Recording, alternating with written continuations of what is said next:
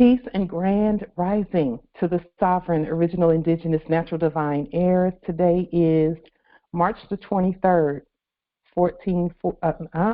it's 2023 on the ancient moon calendar and 2024 on the ancient sun calendar. And I want to first, before we do our introduction, to congratulate the Moors and say happy, blessed, abundant, prosperous New Year. Our New Year was March 21st, and because we have brought everything forward in every way, we are no longer in 1442 and 1443. We have actually moved forward and advanced 580 years to 1443 and to 2023 and 2024. 2023 on both calendars. 2023 on the moon, 2024 on the sun calendar. So, with that being stated, all rise and stand and remain standing into perpetuity. This is a sovereign living ancient, Article 3, Moorish American, Al-Moroccan, Universal Court Action. We are the Sovereign Living Justices. I am Sovereign Living Justice Pauline Denise Ritchie. My free chosen sovereign appellation is like tajiri Bay. All are in capitis diminution nolo, in red ink, in propria persona sui juris, in proprio solo, and in proprio heredes.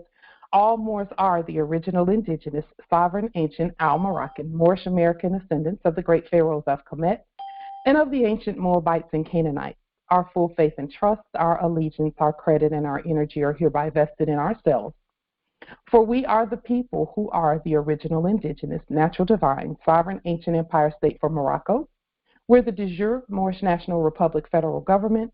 We are ancient Washington District for Columbia. We're the Universal Moorish American Consulate in the Earthwide Article 3 Moorish American Consular Court. Today we are executing and exercising the law by our sovereign status, which is the original indigenous, natural, divine, sovereign, ancient Article 3 living United States District for Columbia Court. And we are the sovereign fiduciaries, creditors, executors, trustees, ministers, possessors, and titled beneficiaries for this cause for action. We are peace. We are one nation, one state, one empire, and one God. We hereby recognize ourselves and accept our sovereign ascension. We've issued a universal creditor's bill for possession and custody over all land, all natural resources, all commerce, and all other property. We, the one true God nation, exercise all eternal, ancient, original sovereign rights at this time and at all points in time, nunc-pro-tunc. So, the first thing that we want to say is that the transition is hereby complete. The process that we're going to discuss today will complete the transition of our estate into the hands of we, the Moors. So, with the transition being complete, it just means we have a lot of work to do, okay, in governing our vast estate. We are the wealthiest cancel culture ever. The word for this 7-day cycle over the next 7 days is simplify. Simplify, simplify, simplify. We've introduced some complex processes and then some processes that are simple and basic in nature, depending on levels of comprehension and levels of overstanding and understanding, etc. And so the reason that I say cancel culture is because of the 1099 debt cancellation process. The subjects knew that the ancestors would give us that process, and so they were kind of sending out their Masonic messages, quote unquote, when they started using the term cancel culture. They were hinting Moors start preparing to cancel the debt, because that debt is on them until we cancel it. It's their debt. So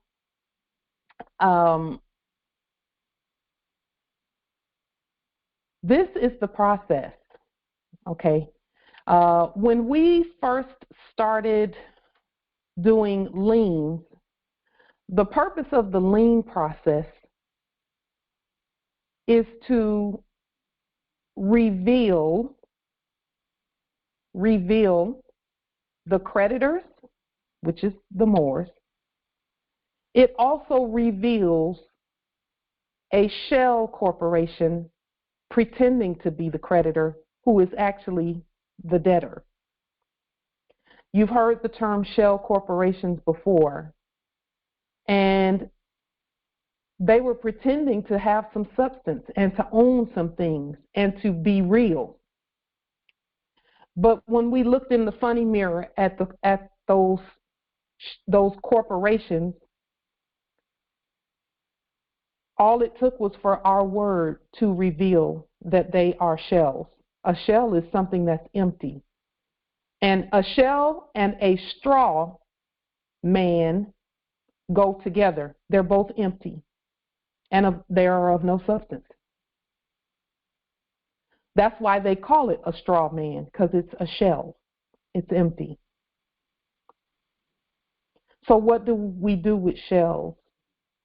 We remove the shells off of the chessboard, and we put the real substance there. So I entitled this graph, All Roads Lead to Rome. Romans, the 13th chapter in the Biblios. And again, the Biblios is a trust document. When you read the Biblios with open eyes, you know that, first of all, the ancient Sibyls wrote it, but they wrote it differently from the one that we see today. That's why we have the amazing opportunity to edit everything that we see. And then Romans, the 13th chapter, specifically states that taxes are to be either paid or revenued. It says, and see, some people see the word revenue as revenue. It is revenue. Revenue means something coming in. And when taxes are revenued, then we're not paying them anymore. They're coming into our estate. And we've always been saying that, everyone should be paying taxes to the Moors. Yes, they should. And any amount that's issued or that is assessed to anything, any piece of property, is a tax on that property, and that tax is a part of our estate and not any shell corporation. A shell is empty. A straw is empty. It does not contain, they don't contain anything. So first, on the left side of this graph, we are canceling all debt according to Romans, the 13th chapter. And we did take a look at Romans, the 13th chapter during our last call.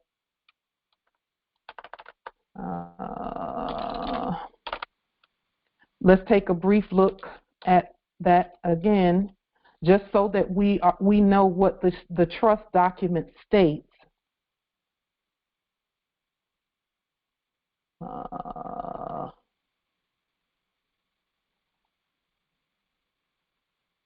And that way, because see, our prophet even told us, don't throw away your Bibles and don't throw away your old documents, your names and things. Don't throw that away because you're going to need it.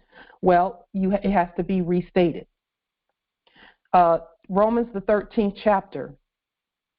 The first verse says, let every person be subject to the governing authorities. This right here is capitalism and natural persons. A person is letters. A person is not living people. A person is letters. It says, let every person be subject to the governing authorities. Yes, we have subjects. Anyone who identifies as in all caps or even an in capitis diminutio minima is a person. Okay, and then verse 7, we'll skip down to verse 7. It says, pay to all what is owed to them. Taxes to whom taxes are owed.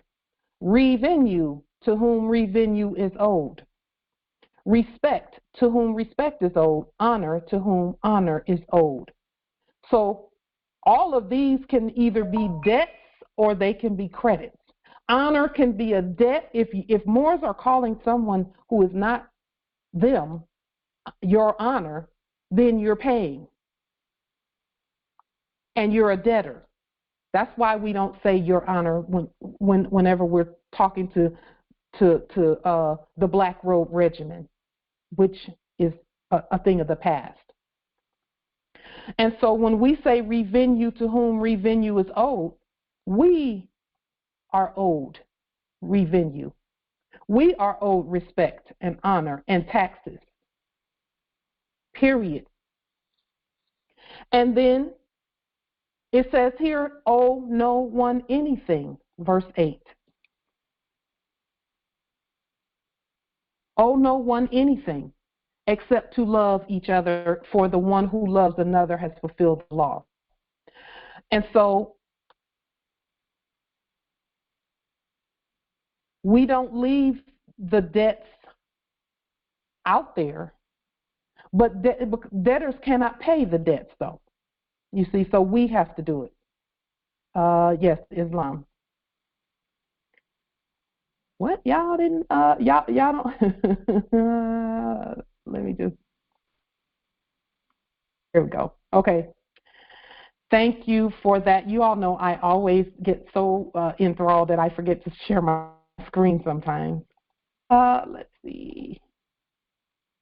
Okay. So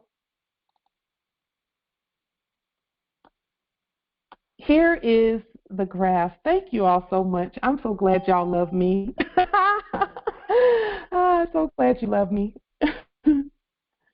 So here's the graph. All roads lead to Romans, the 13th chapter.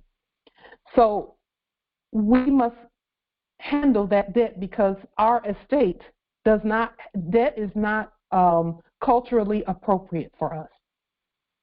It is outside of our customs and usage. So but the debtors cannot cancel their own debt. If they could, they probably would not have made debt in the first place. So we cancel the debt. Proclaim the first thing to do in everything, hands down, has to be proclaiming your nationality using the 6 documents that we suggest you study and activate. Then, whatever it is that you're dealing with, whether it be fake courts, fake tickets, fake debt, and we say it's fake because we're on our own land, so any debt has to be fake when we're on our own land. But we must prove through our courts that it's fake debt. In other words, we have to rebut that. So we're being consuls when we do that, consuls and justices when we do that. So we are to cancel the debt from the previous statement or state of mentality, from the mind from before. We must cancel that debt. And then prepare to restate the documents. Whatever documents were given that were expressing debt, we must restate those documents and then do a 1099-C, restate it. But we have to lien whoever it is, okay? So as part of the debt cancellation process, there must be a lien and a levy. The levy is for the services or the works or the property, okay? And so we prepare to restate the documents point for point, and that's another purpose of restatement is everything that we restate is an affidavit. So even our affidavit formats, which in the past, if in our sleep, we would have called them forms, but we don't call them forms because that's not a form of government. It is the format. And so we restate it and then do a lien, a levy, and then a 1099-C restated.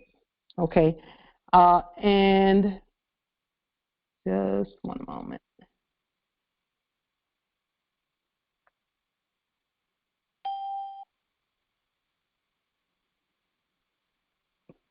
So once we prepare to restate the documents point for point by universal sovereign quo warranto mandamus restitutio minimus writ affidavit, and when we say writ affidavit, all we're doing is restating this right here.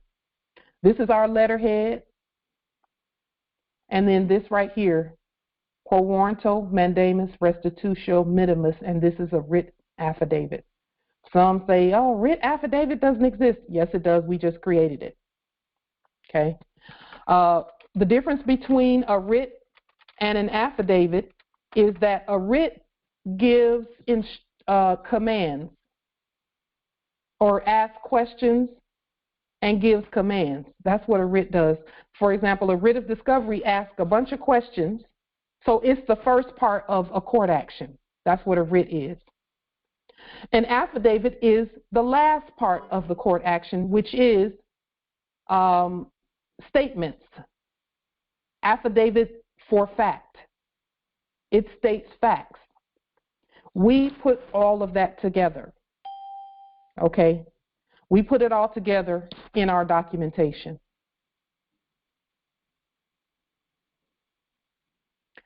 So once all of the debt has been restated, then point for point, we restate all of the documents that push the debt forward. Okay? For example, I showed you a purchase order from a conveyance, a vehicle, a conveyance. And this purchase order had to be restated because the debtors created the purchase order. So what do? We restate it as a receipt, a trust receipt, a fiduciary trustee receipt, or trust receipt. And so then what we do, and Empress Angel, I want to thank you for the call that we had earlier today, because it just further affirmed what the ancestors were saying about the conveyance process. Even with the conveyance that we've demonstrated, we demonstrated and we're not done with the demonstration yet. We knew the ancestors would give us the keys.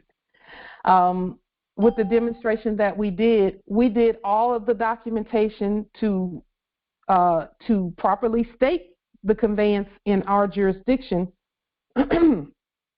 We just recently did a 1099-C. We restated it, a 1099-C, for that conveyance, and then for the debt that was associated with that conveyance, pointing out who the debtor is and pointing out that we have the authority to cancel the debt. But that's not the end. The ancestor said to me today, Light, have you paid for the conveyance? And I thought, no, I haven't paid for it yet. Empress Angel, that was the question that they asked you. And I'll let you talk about your demonstration. But I thought about that question, and the ancestor said, Light, you hadn't paid for yours either. You got to pay for it because now it's in your jurisdiction. And you have to pay the tax because you're doing commerce. And again, it's not a tax. It is proper accountability. So what did I have to do? Get my stacks of money ready, my Delarian, and put it together and emboss the Delarium. Get your embossers out, emboss your Delarium with your seals, with your government seals. Use your right red thumbprint and your red ink, or you can use blue ink, okay? And I think blue ink for commerce is more appropriate. We use red ink among each other because we're all sovereigns. But and by the way, thank you to everyone who has sent Delarian each month to us to give us, just that boost of energy that we absolutely love to receive from you.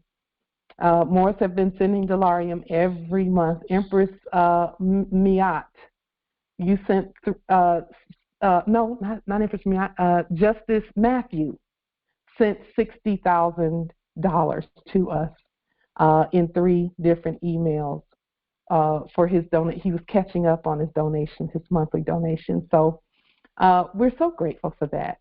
And any other Morris, get your Delarian ready so that you can stamp it, seal it with your right red thumbprint so you can pay on this side. Once you've revenued, there has to be revenue of the exchange. And that way, proper recording, proper banking, proper court, and everything. So that's the one thing I didn't do is give them the Delarian for the conveyance. And so that's the last thing that I need to do. I did send the 1099-C to to our internal revenue, and we talked about that in our last call as well, about how to address our courts and our internal revenue.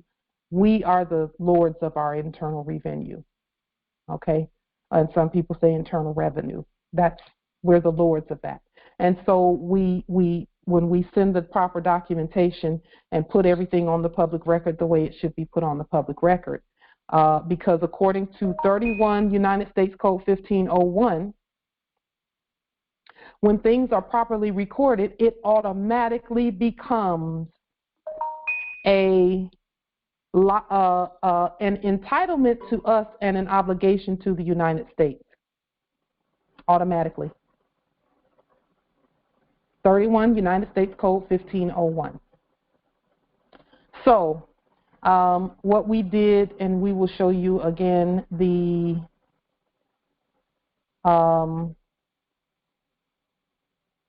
the 1099-C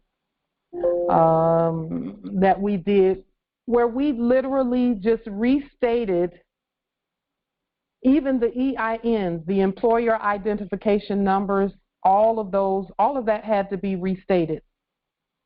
Okay.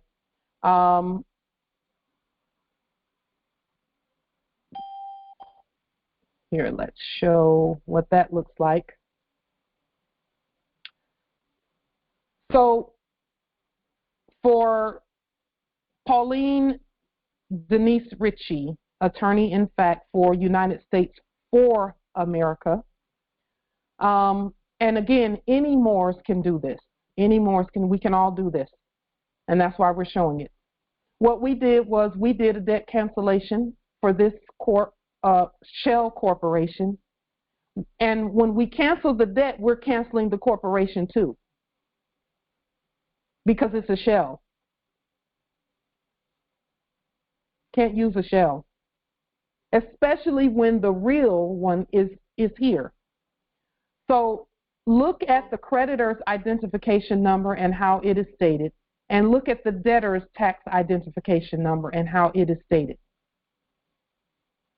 Because of the liens and because of the levies that we have done, because this 1099-C was part of the levy process, then that does away with that shell corporation altogether. That and any agents, principals, heirs, assigns, and any derivatives thereof of said corporation, shell corporation. But see, we had to know the lien process. The ancestors wanted to give us time to learn the lien process. And then they said, okay, now you've got that line upon line. Let's give you precept upon precept. Here a little, there a little. So then they gave us the levy process. And then they said, well, wait a minute, you're going to need your own money. So they gave us the Delarian process. Because, see, everything, what we're really doing is proper rebuttal point for everything that they did over on that side. We're doing it over here on our side, thereby balancing the entire universe, the entire commercial universe. And more, I will say this too, when we voted this past Sunday to move the timeline up, I don't know about any of you all, but my cell phone and my printer, the screen on my printer went haywire. And when I say haywire, I'm talking flashing, going off, going on. It's like it was going through time itself, moving forward through time. It was crazy. And so I said to the ancestors, now you see, and it did that from Sunday night until yesterday morning. And I said, ancestors, you see this phone doing what it's doing. Either you all are going to have to tell us what to do to get another one or something. And they said, you already know what to do to get another one, but we're going to give you the rest light. Just keep going. So the energy this past week was just, I had to fast on the 21st of March on our New Year's Day. I had to, because the energy was just everywhere. But it was very beautiful to come out of that and know what the ancestors were doing. They just wanted us to quiet down long enough to hear. Because sometimes most of the time, we stay so excited about the information and getting the information out that sometimes they want us to calm down and just hear them so that they can speak. Yes, indeed, Empress Chris. Yes. So, yes, indeed. The energy, it's like everything sped up really quickly. If I could have shown you the screen on my phone and my printer, it was nothing I've ever seen before. So this is the debt cancellation that we send to our internal revenue. And here we did put 31 United States Code, and we did not abbreviate. We wrote it all the way out. 31 United States Code, subsection 1501, documentary evidence requirement for government entitlement. An amount shall be recorded as a paid entitlement for, of, and by the United States government when supported by documentary evidence of, and then it lists the documentary evidence depending on what you're doing. Okay, you don't have to do all of these. It's just a matter of whatever it is that you're doing. Documentary evidence means restate everything. Okay, in writing, by affidavit, and for a purpose authorized by law, and executed before the end of the period of availability for entitlement of the appropriation or fund used for specific goods to be delivered, real property to be bought or leased, or work or service to be provided. And all this means is each year, because of our recording, we just record by the year. So our years had to match up with, our commercial years had to match up with the tax year. This civil calendar year is 2022, as stated right here on this document. Okay. And then the reason that we did a debt cancellation here is for the United States is that they were behind $100 million for each Moorish American trust. So that is the amount of debt that we discharged because they're behind, and we did away with that that shell corporation. And then here we accepted for value $100 million per trust in gold, lawful money. Down here at number 7, part 7 of this document. Okay, and then here it says cancellation for all debt in favor for trust credits, property possession, and custody by the creditor or to the creditor by command non-protunct. Okay, and then here Again, number 2 says a loan agreement showing the amount and terms for repayment. In other words, restate. So this is for everyone who, let's say you had a quote-unquote home loan or a quote-unquote car loan or anything of that nature. When you have those things, there's a loan agreement that comes with it. If you lost the loan agreement or you can't find it, then make a new one. That's even better. Restate. Go online, pull a loan agreement offline, and then restate that loan agreement and then pay in Delarian. Okay? Because you're revenuing the taxes. And when you revenue with Moorish Sovereign Delarian, first of all, Moorish Sovereign Delarian, it serves as coupons, vouchers, money, currency, gold receipts, trust receipts, and on and on and on.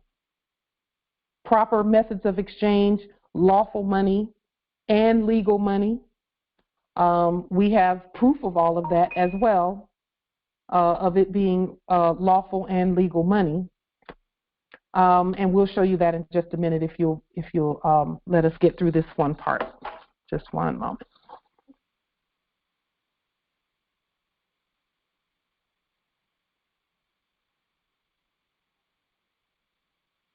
Okay. It says here, a court command required by law to be placed with an agency. Again, your documentation, your affidavits are court commands, so these are really just repeating each other. It's a bit redundant, but it's for the purpose of remembering for all of us. A court command issued in alignment with a law authorizing purchases without advertising, when necessary because of a national program for the public. And without advertising means that we didn't have to give any further due notification or publication, because we have published everything repeatedly over and over and over. We've repeatedly published. For natural foods or perishable subsistence supplies, regardless of specific monetary limits, because some banks will say, oh, you can't do this without, we only accept checks up to $50,000 or $40,000 a day. Otherwise, a different process ensues and all of that.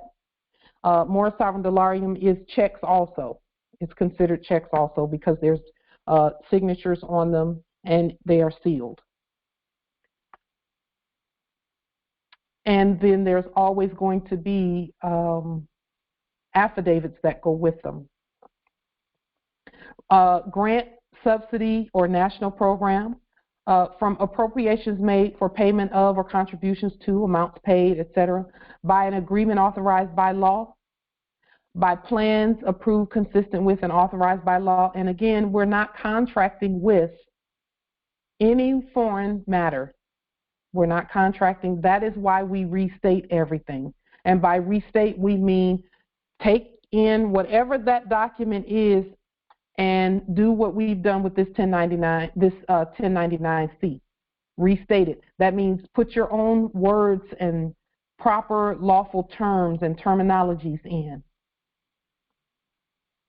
And then you do have to forward these out to the 3 parties. Over here on the right, all parties receive a copy. The Internal Revenue, the creditor, which is you keep it for your records, and then the debtor. So here it says a liability, an agreement authorized by law, plans approved consistent with and authorized by law, a liability that may result from pending litigation. And we put this in here. We don't have any liability, okay? It's our courts. But there may be things going on between the subjects on the land or things going on between Moors on the land, okay? And for us, the term liability does not even mean the same thing as liability meant over there because we don't do debt. Employment, work, or services of persons or expenses of travel in alignment with law. Services or works provided by public utilities. And again, public utilities must be See, when we restate utilities, we have to restate the utilities and state that they're public utilities and not private. Because in the last era, everything was a corporation, which was private. So even going into fake courts in the last era, those fake courts were really boardroom meetings. It's just that you were the lunch, so as it were, so to speak, perceived. Okay? So you accepted the liability in the last era. You enacted that. Employment, work, or services of persons or expenses, okay, public utilities. And then number 9, other general welfare entitlement for the government from a constitutional appropriation or fund.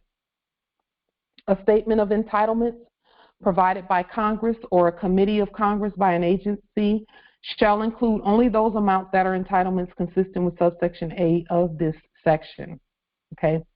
And again, subsection A is just proper recording, and what proper recording looks like. It has to be done by a court, which all of us are the court. All of us are the court. So you can sit right at your living room desk and do court actions and issue things, and it's coming from the court. And when it's in alignment with the law and when it is competent, it is honored. Now, one thing, Title 12, United States Code 95A Part B, and this is again about the courts. It states, this states that anything that has to do with exchanges such as entitlements, payments, transfers, assignments, property delivery, etc., made to or for the United States or as otherwise directed by this competent court, and by this competent court we mean the consular courts, our universal courts. Pursuant to this section or any rule, regulation, instruction, or direction issued hereby shall be a full acquittance and discharge or tendered payment and marked paid in full for all entitlements issued hereby. Because we're entitled. In order for entitlements to apply, you have to have a title. And we have titles. That's what a title for nobility is all about. The Constitution for the United States, Article 1, Section 9, money shall be paid from the Treasury in alignment with national appropriations made by law. And then Romans, the 13th chapter, verse 6, it says, if revenue, then revenue. Job, the 32nd chapter, verse 21, says, accept no man's person. So we must put our own persons there to get benefits and do things. Okay, and we did not have to use the all caps. Just know that. We did not have to use the all caps. And so, let's see. And again, Morris, anything that has to do with mortgages and anything, it just needs to be restated. Just restate it. Restate it and then pay.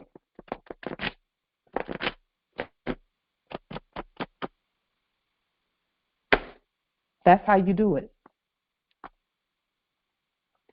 So this is the debtor portion of this, and it's stated the same way with the same statements and things here. Okay, and this would be the copy that the debtor gets.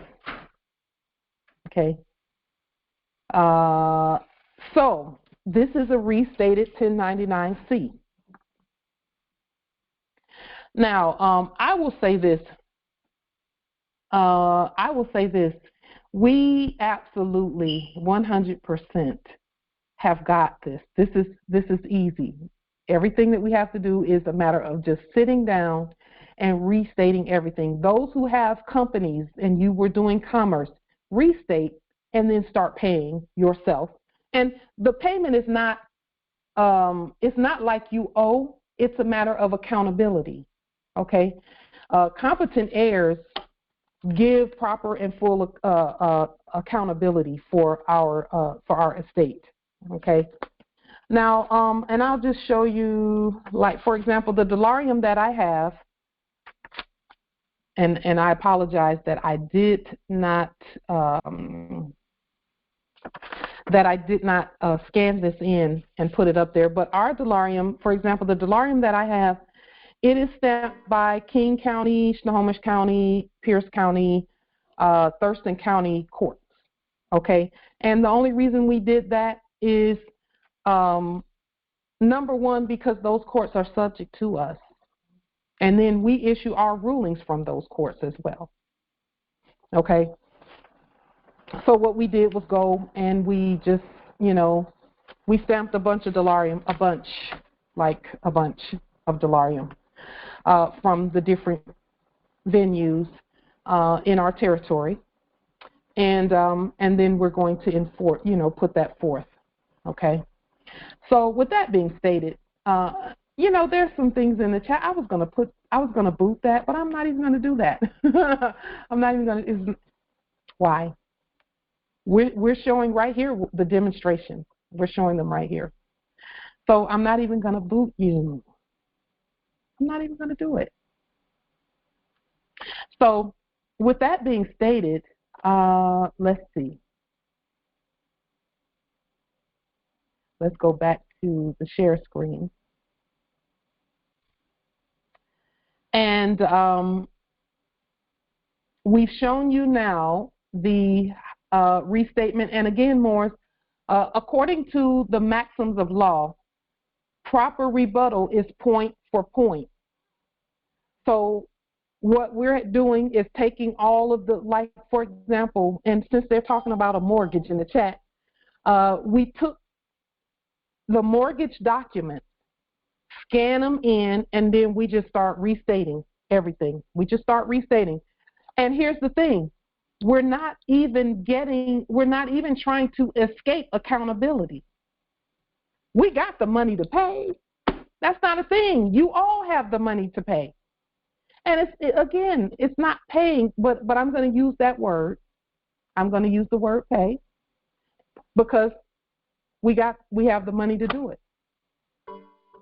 And that same thing goes for restaurants and all of that other stuff. Everything about them needs to be restated. A lien, a levy, because when you levy all the food, that means the food belongs to you and whoever you levy for. When we do levies, we do them for everyone. We do it for all people, but they got to use the right money. So there it is. So with that being stated, are there any questions, comments, wisdom, anything that you all want to? I have a question. Could you have paid with a merchant card?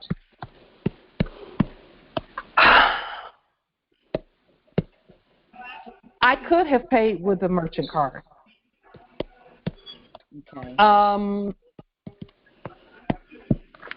I'm still looking at, because see, there is an honor all card situation, but Empress, this is the thing about the merchant card. I could have paid with it, but with the merchant card, even though it's like any other credit card or charge card. Mm-hmm. Just one moment. There's a little bit of noise coming from somewhere. Okay. With the merchant card, and as with any other card, you can use that merchant card, but then you have to go back and pay. Because in the past you would go back and pay with cash, wouldn't you? So you still got to go back and pay. You can use it. So you would go in to the dealer? After you send all your documentation, all of it, the levy, the lien, your nationality, it would be a good idea to have your Moorish driver's license. Moorish drivers, not the other ones, the Moorish driver's license.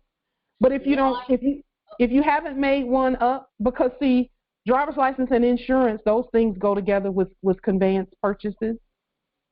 Ah, okay. So the travel card wouldn't work. The travel card is for national things. This is a domestic purchase. But For now, because we're in transition, I would say yes, you can use your travel card to go with it. You're going to need 2 forms of ID as you're doing these things, because again, this is what the transition to the Moors looks like. It's a replica, but we're not replicating them. They replicated us. We're just redoing our own things. Right. Yeah. So Empress. Yeah. And then on the Delarian, would the Yellen signature be on there as well, or is that no longer necessary? Whatever your spirit says about that, because I do have some that have on there, but I wrote it on there in blue, and then mine is in red.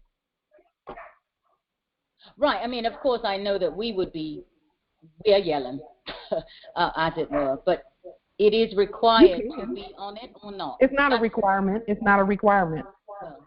No requirements for us. All right. I'm just the text of the the fiduciary appointment document, and so that's kind of in my head. That's why. Yeah. Now for fiduciary money, it is hers needs to be on there for fiduciary money. But for our Delarium, no. Not necessary. Okay. Wonderful. Islam. No. Thank you. Yes, those are great questions. Thank you, Empress, because we are going to need to, Delarium doesn't go by itself. It goes with documentation. Correct.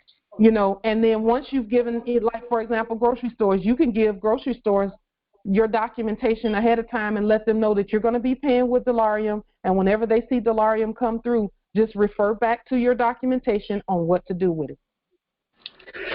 Yeah, that didn't work for Rose Bay. So, can you give us an example? Is that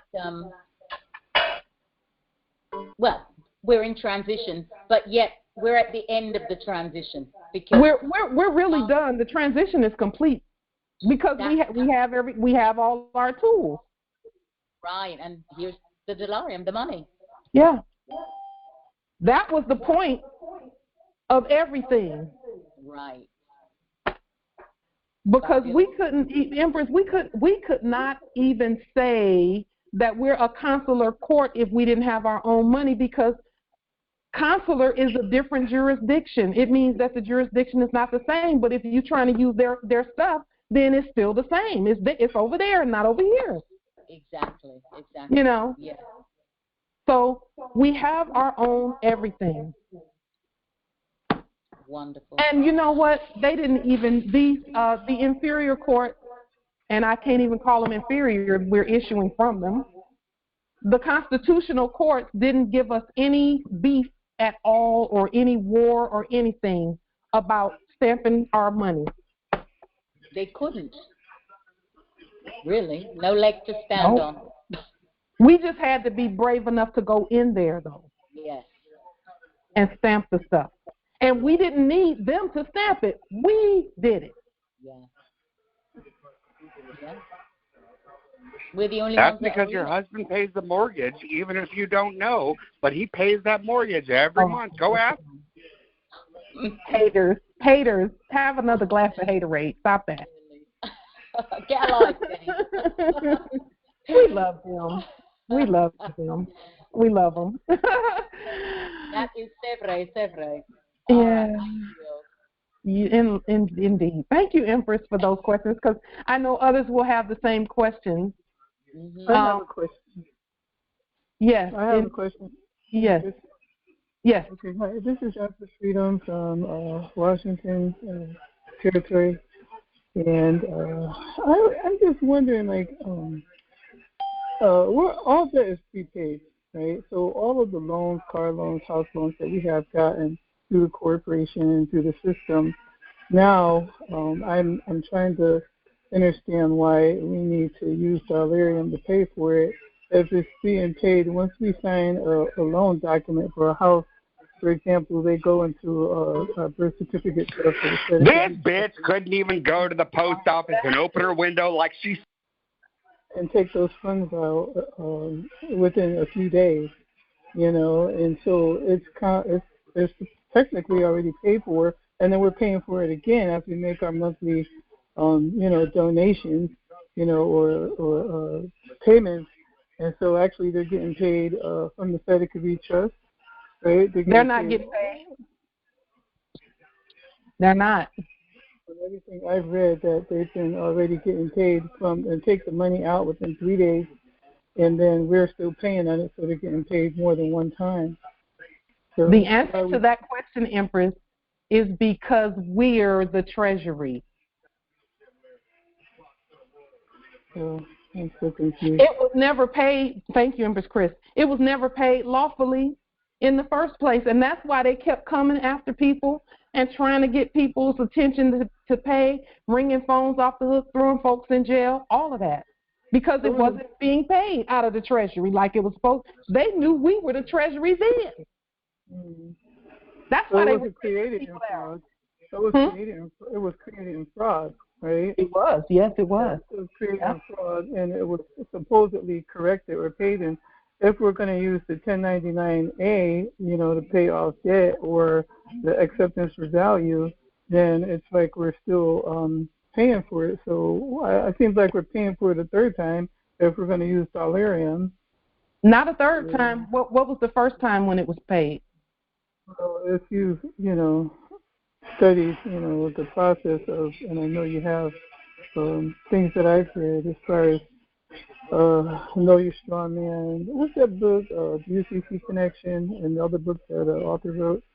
Yeah. About the debt and how our debt comes out of the Treasury or out of the accounts, so it could be accounts. As soon as we sign that loan paper, we're creating money for them. Now, does it mean that they turn around and gave it to the bank like they're supposed to? I can't answer that question, but. Well, yes, you can. Oh, yes, you know whether they gave it to the bank or not. Was the bank asking for the payment? Come on now. Yeah. It was. Ideally, that's the reason why we're I don't know. I'm just saying, I haven't read anything to the difference, but there's a danger in, I guess, believing everything, not necessarily that said that is happening or the way they are intending or intended to do things, but whether or not they carried it through, I guess we wouldn't know unless they've actually studied that. We knew they did that. They didn't. We knew they didn't. Mm-hmm. We knew they didn't carry it through, because, or else none of us would have went to jail and none of us would have been pulled over. They never carried through with anything. They're liars. They're liars.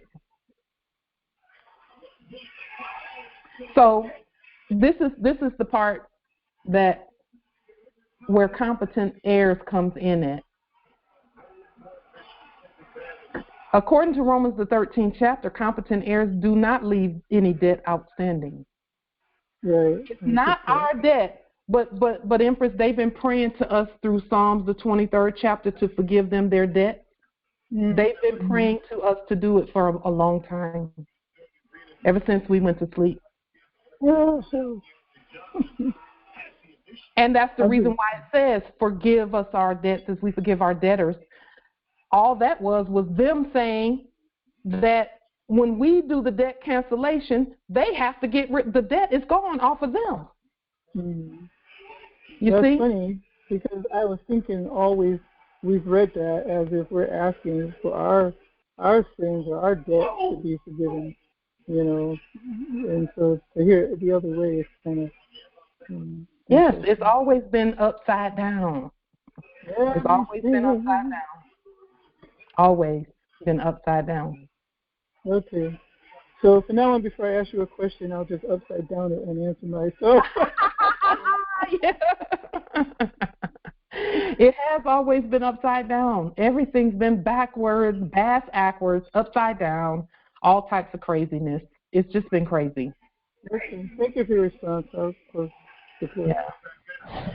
And then, even then, I love your questions, Empress Freedom, because it's also showing again, even then we were the Treasury and they knew it. They couldn't do anything without a signature from us. Even throwing folks in jail. They were like, we got to get a signature to even get them in the cell. I see.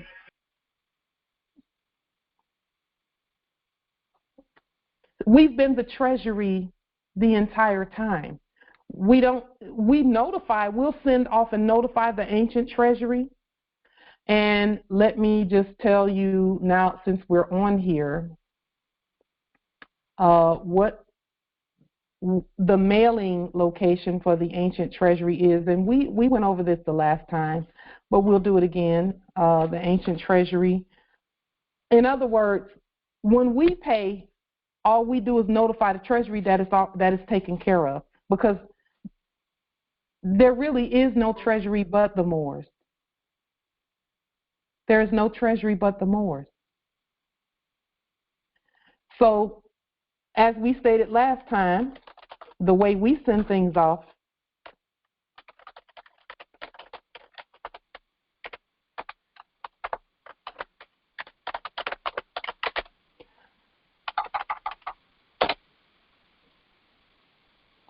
this is how we send things off if Ogden is where it's supposed to go, because sometimes it goes to Kansas City, depending on what the documents say.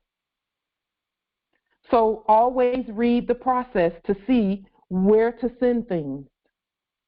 Notification that something has gone through the Treasury is just sending a copy of these 1099-Cs saying this has been canceled, this has been paid for, and then more, when you pay with Delarian, have your receipt already printed out. Because remember, we went over, the ancestors said do the receipt process, because we have to do that as well. Not have to, but that's a part of the accountability process. Proper heirs, yes. I like what you said there. It says, truly there is no debt, but Moors are giving people.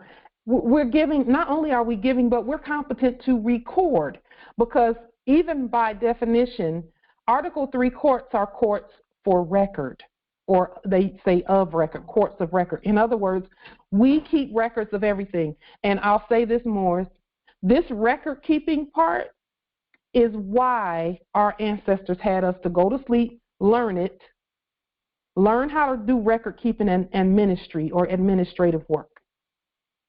Because most of us had to learn that when we were in our sleep. They started teaching us that early on, the record keeping process.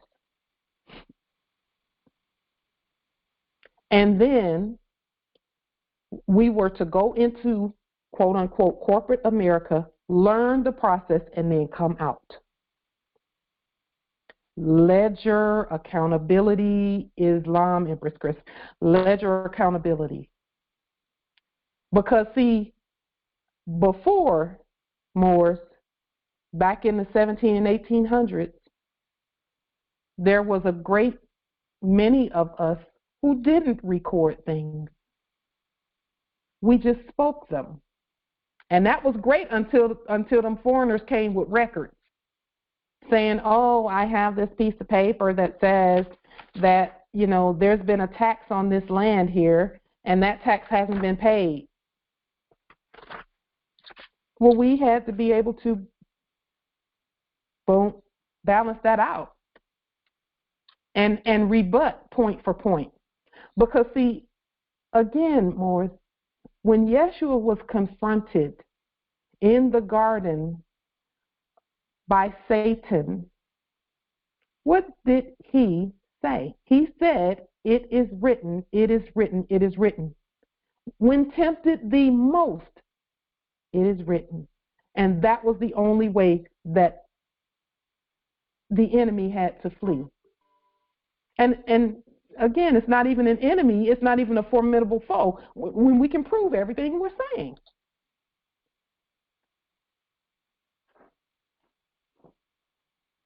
There is no debt.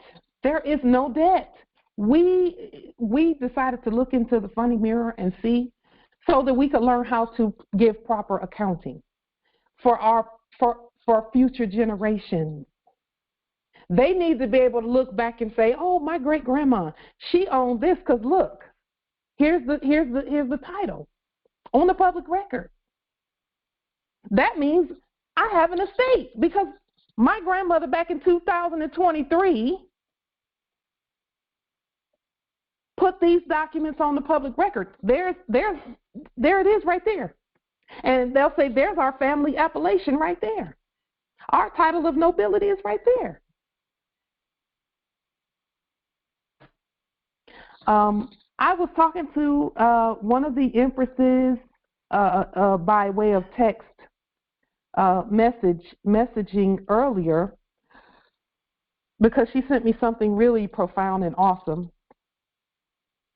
Yes, Justice Asadula says, in corporate, we had to record and give receipt for every transaction. Yes, we sure did. Our ancestors wanted us to know how to do that so that now that we have our own estate and we've restated everything, that we do the same processes over here. We have to do it over here too, because we have to keep track of our ever-growing estate. Our estate is growing so fast every second. You know how they used to say, quote unquote, Bill Gates, he made $350,000 every second he was asleep last night. Well, that's pauper. That's in forma paupera, compared to what we've made just since we've been on this call. Why? That's why we can print endless amounts of money. And this right here is trillions, because it's got a lot of $100 million. It's got a bunch of $100 million bills. But Moors, we got this, but our ancestors, they want us to be calm, cool, collected. They want us to be peaceful. They want us to have the class and style and grace that we've always had, the nobility. And then they want to give us everything. Everything. Exactly. Justice Asadula said that's why Prophet Noble Ali said, Moors, your pockets will overflow with money. Already happening. It's already happening.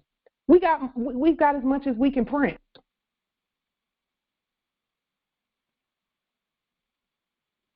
But our ancestors want us to be competent heirs who think instead of just randomly running out doing things randomly. It cannot be random because there is no randomness in the universe. The universe is orderly. They want us to show each other and teach each other and share with each other the processes.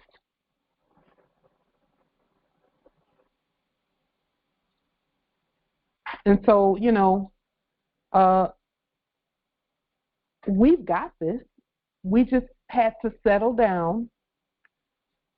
Because I will say this, when I first found out that I was an heir, one of many, an heir to all land, all natural resources, and all commerce, my mind, it took 3 years for my mind to actually settle in and say, okay, what do we need to do to competently make sure that our estate will always be in our hands? And the ancestors said, learn, remember how to govern it. Yep. There it is. Justice Asadula, there's a lien and then the levy. And then you come on this side and you do proper accountability with what you levied. Because make no mistake about it, those when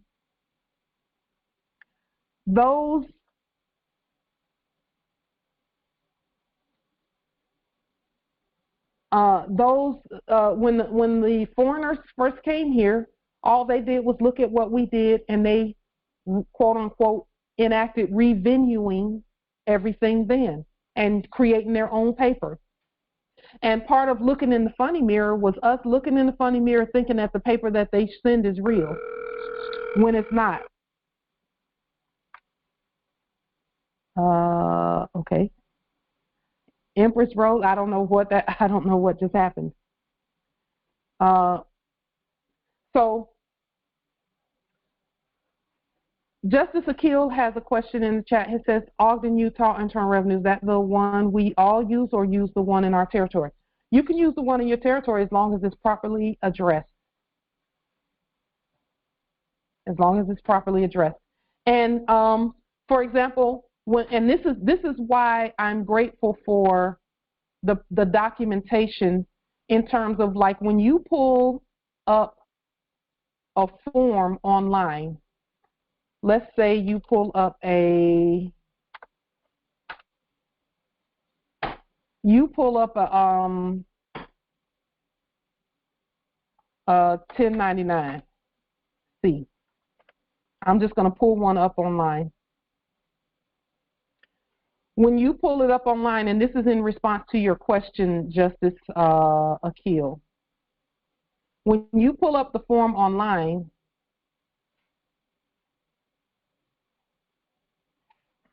this is a 1099-C, it's going to give instructions for the debtor, okay? And then on further down, somewhere on here, it's going to tell you where to mail this document. So when it tells you, let's see, where to mail it to, you're not going to mail it to where they say mail it to. You're going to restate the mailing location. So let's see. It says go here.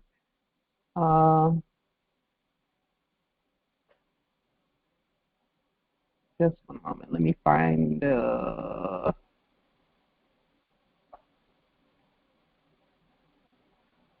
Let me go back to the page.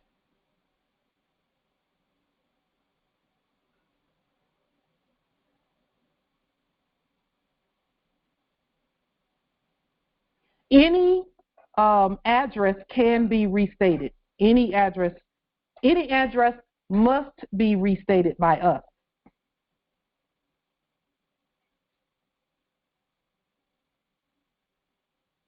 So, for example, Justice Akil, you asked about like one in the territory.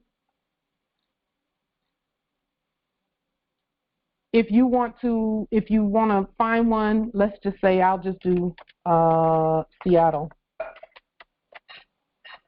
And I'm just really just going to tell you how to restate it. So again, they're saying that this is an office, an IRS office. We know that that's not true. For us, copy. So then our restatement of it would look something like, let's see.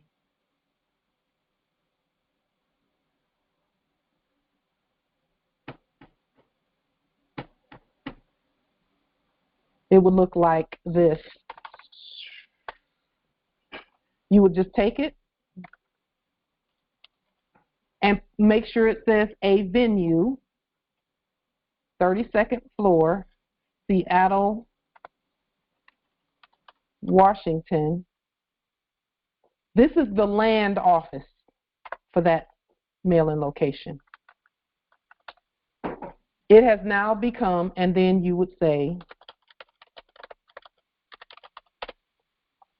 you wouldn't say Internal Revenue Service, you would say Internal Revenue, and then you mail your documents. That is how that is the proper revenuing of an address.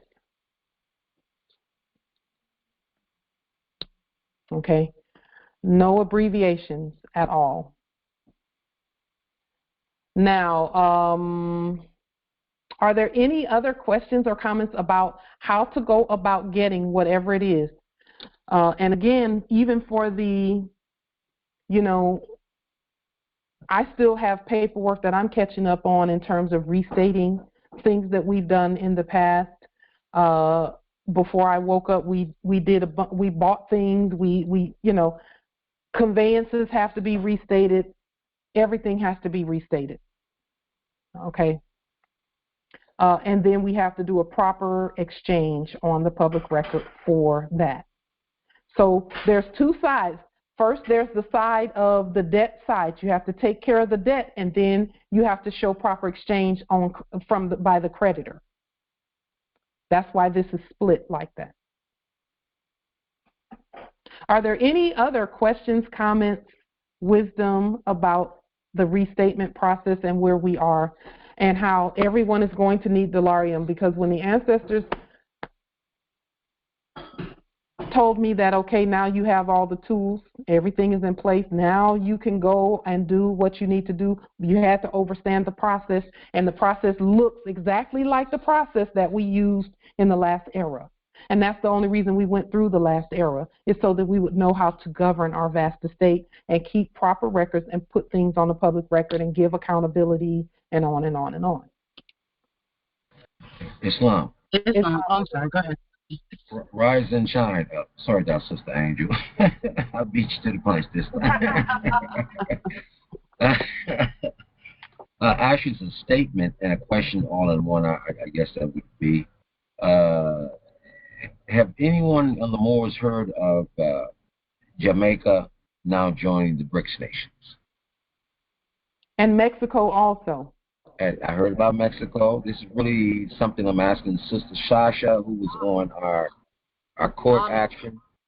Islam, I'm here, and I have to say, I have not. And I've been actually checking things. I have not. When did you hear? This is a couple of days ago, right after the court action that you joined us on. Isn't that something? No, I haven't. And I've been seeing some of the, I want to say antics, I've been seeing, but I haven't heard that. I mean, hello. and has any of the Moors, it was a Albion asking the question about which currency on the planet would be the number one currency. Has everybody heard about that, right? He asked that question. And everybody know the answer. It's Delarian. Delarian. Of course. Of course. Islam. That's right. Of course. Everybody on the planet knows this. Everybody, I've talked to multiple different nationalities. And they've heard of this right here on this land. They know this. So yes. This is absolutely true. Yes, absolutely. Islam, thank you, family. And here's the thing about even the subjects. The subjects can do the processes in their proper status, and they actually are going to be using metals to do their processes. They're going to be using gold and silver to do their processes because it is what is owed. And they have it. They've been gathering it up, their silver and their gold, to do the things that need to be done. Because if you'll remember properly, they were they were enacting being the custodians of all that stuff. So we didn't have to go out and do a whole bunch of jumping through hoops. We needed to sit ourselves down together and agree together, our agreement. And I'm not saying that we agree on everything. Everyone always agrees on everything. What I am saying is that we come together and discuss and then have a vote and let the majority do what they do, the majority vote, whatever that majority is. And if we can get a unanimous vote, then let's get a unanimous vote, But no one is under any pressure at all to vote the way we vote. However, the whole earth was waiting to see us agree. They didn't want to see many gods. They wanted to see one God. That's what their religions teach them, the ones that were, subject here. They have one God, and they say our God is one God. That means that we are of one mind. But then the people, our Indian descendants say Every last one of them is God. All the Moors are gods. That's God. They have 320 million gods because it's 320 million of us, earthwide, out of 8 billion. So, one can. There's a question in the chat. I don't want to miss that one. Sometimes I miss some of the questions, but I want to be sure that we get this one. How does one obtain Delarian? Put your email in the chat, and Empress Ravana will forward it to you. And in fact, let me see if she is here.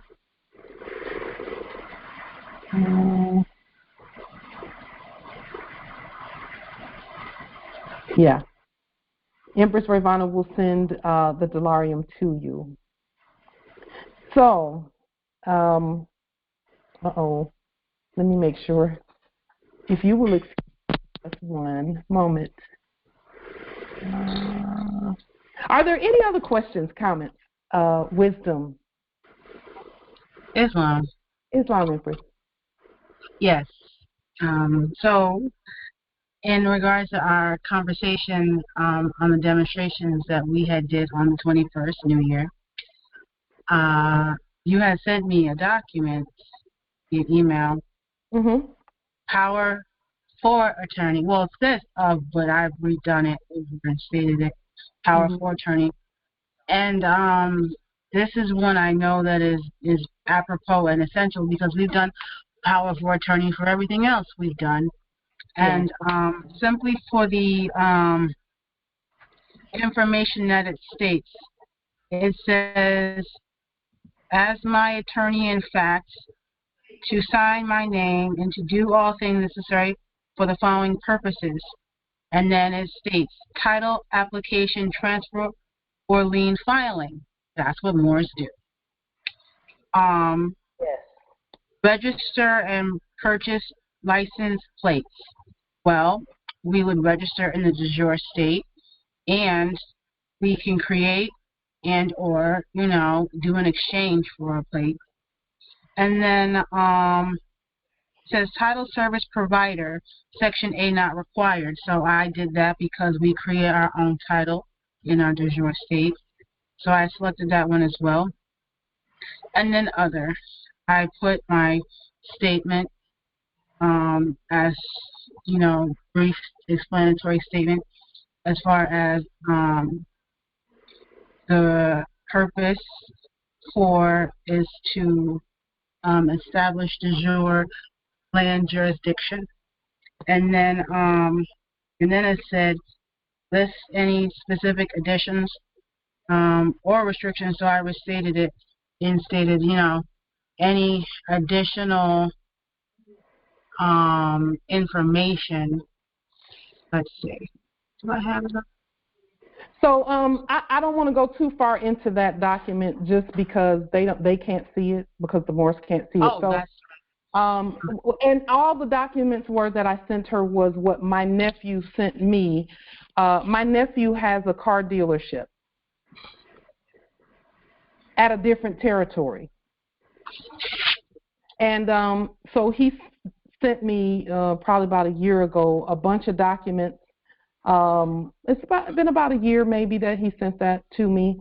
But again, Morris, we were not going to sign anything or contract or do anything with anyone until the ancestors gave us these processes, because I didn't, I love my nephew, but I was not going to contract for finance or anything to get a conveyance until I could we could use our economy to do it, our money.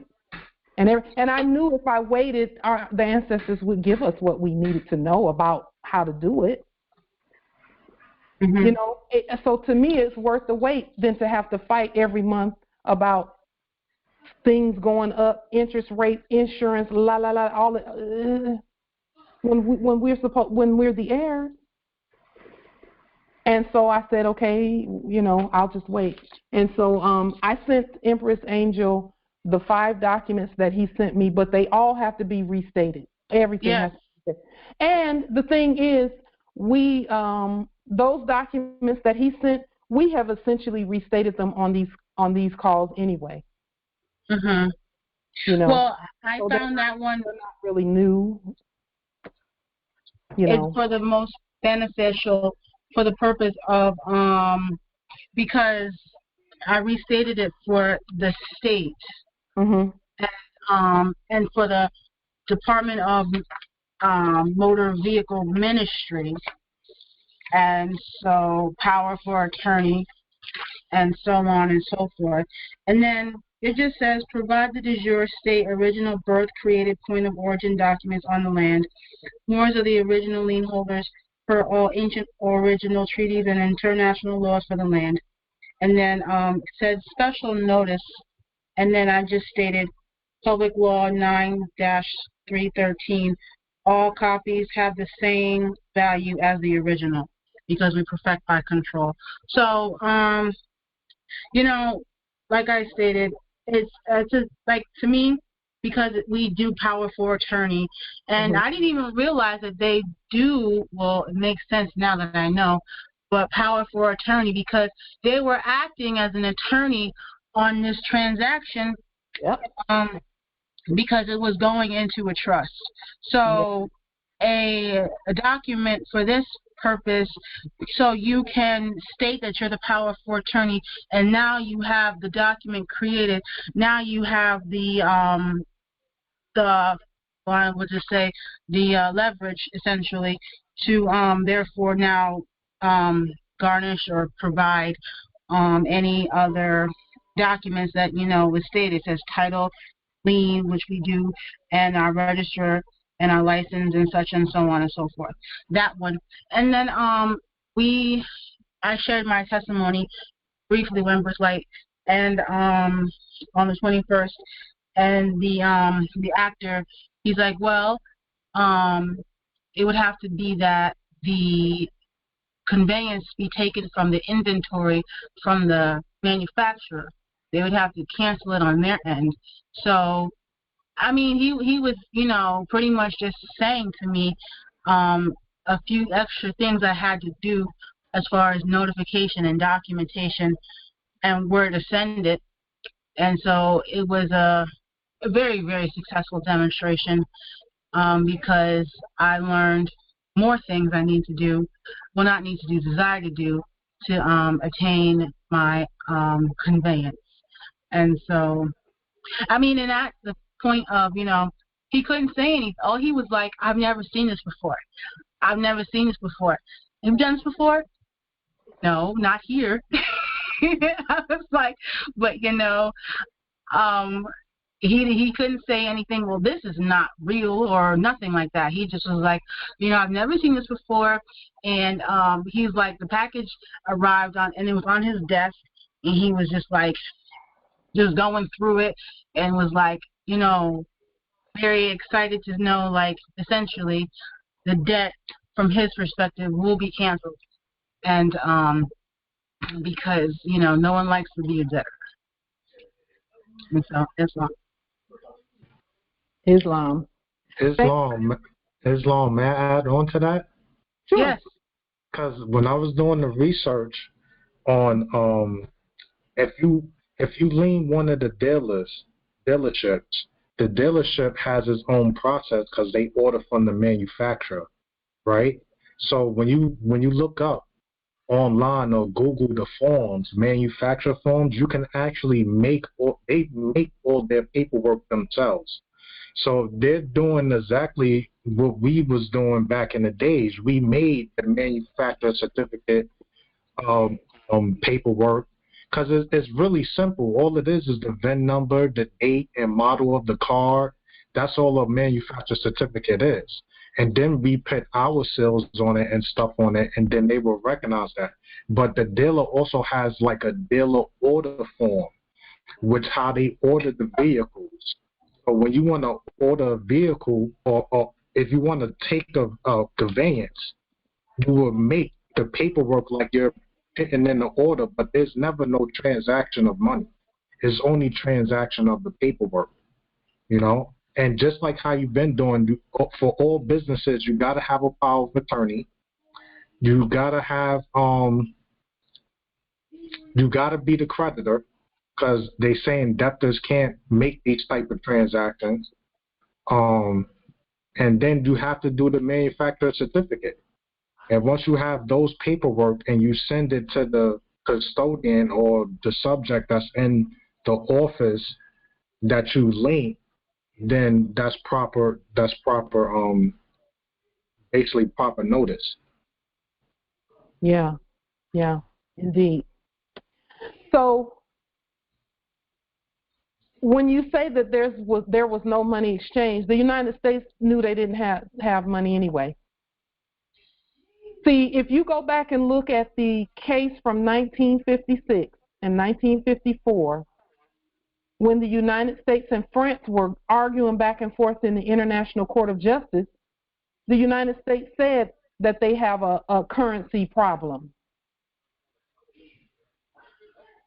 But see, France was wanting because France was a quote unquote protectorate.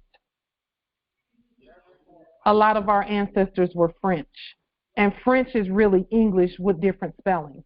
Just so that you're aware, it's not anything, whatever.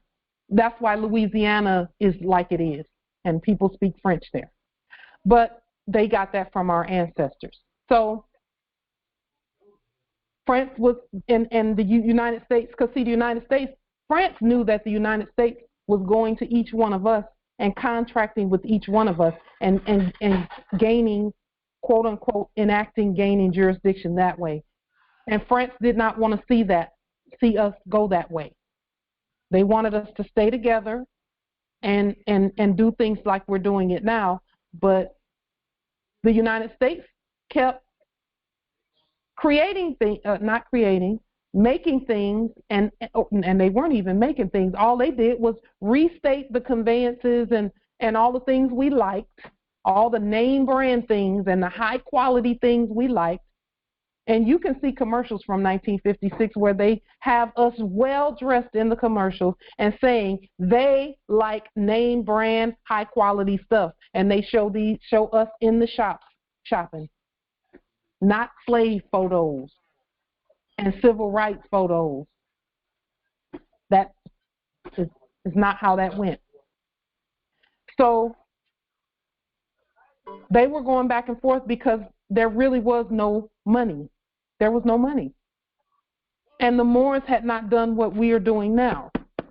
So they had to use paperwork, but they still had to get the signature and the consent of the creditors. Our consent was the money. However, and this is where Delarian comes in too.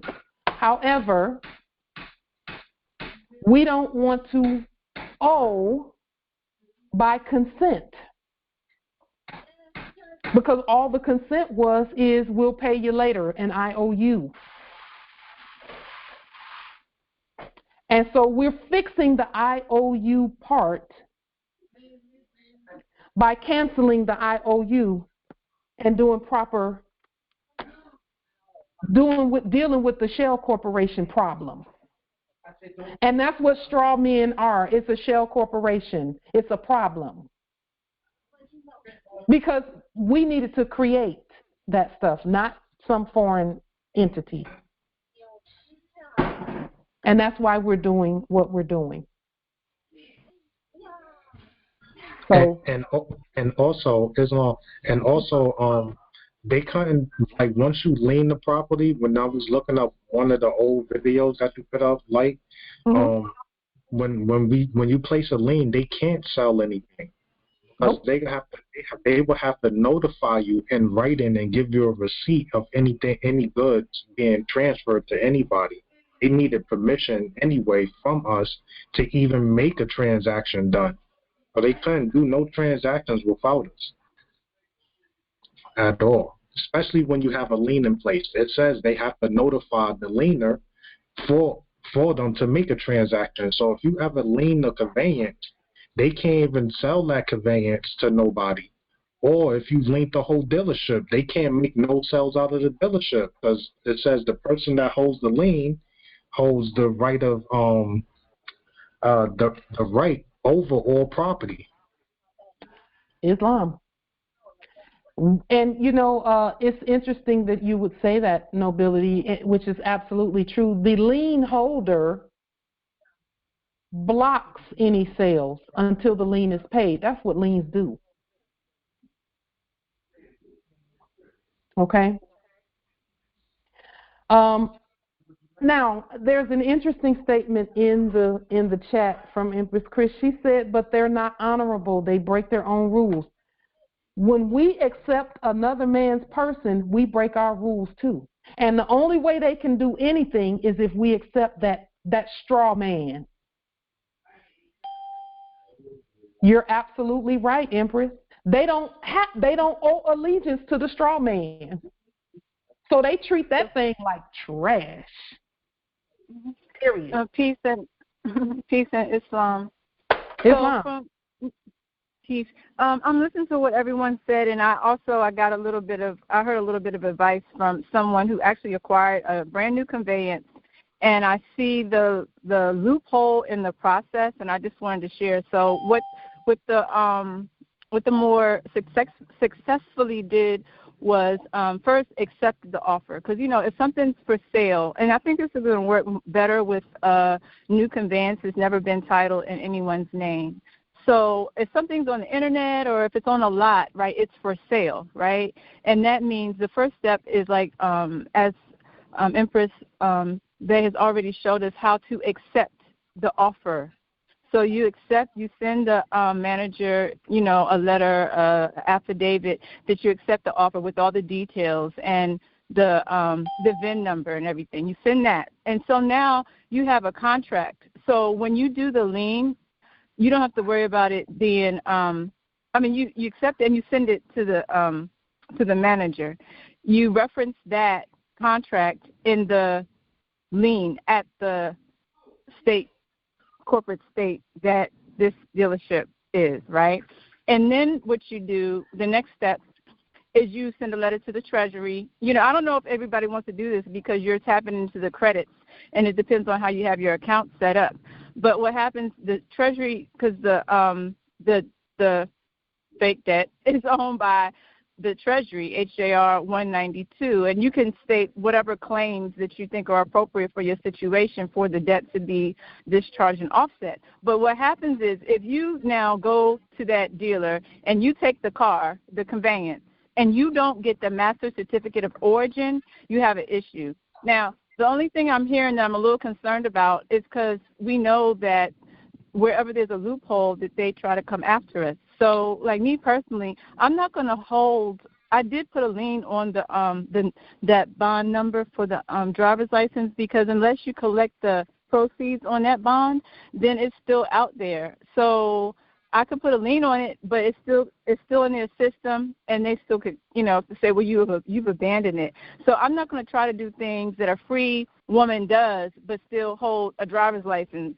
Even if I have a lien on it, me personally, I don't feel comfortable, because if they can run it, then they run it, and I don't feel like spending the night incarcerated while they figure it out. So I let mine go so I can do stuff that a free woman does. And then let me clarify, Empress. Let me clarify, Empress, that when we say driver's license, we absolutely do not mean theirs. Okay. We create our own driver's license because it's for commercial purposes. It is a commercial document, and if you're going to be doing commerce, we have to match point for point what was being done, because all they did was match it point for point. Okay. So no, not. We're not saying anything about getting anything from them. We're saying restate everything. And Empress, I love what you said about accepting an offer, because you said that they would write things in and things. All that is restatement.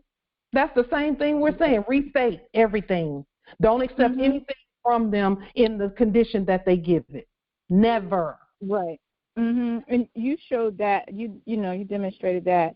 And so then what is important is, like, I even had the manager, he's going to tell me, well, he said, I'm going to hold the master certificate of origin. I'm like, what do you mean you're going to hold it? He's like, yeah, I'm going to hold it. And so I didn't even argue with him, but I did put it in a UCC lien that that's part of what conveys. And so when we read UCC 9, UCC 3, it really gives a clear explanation of, transference of properties and negotiable instruments and all that.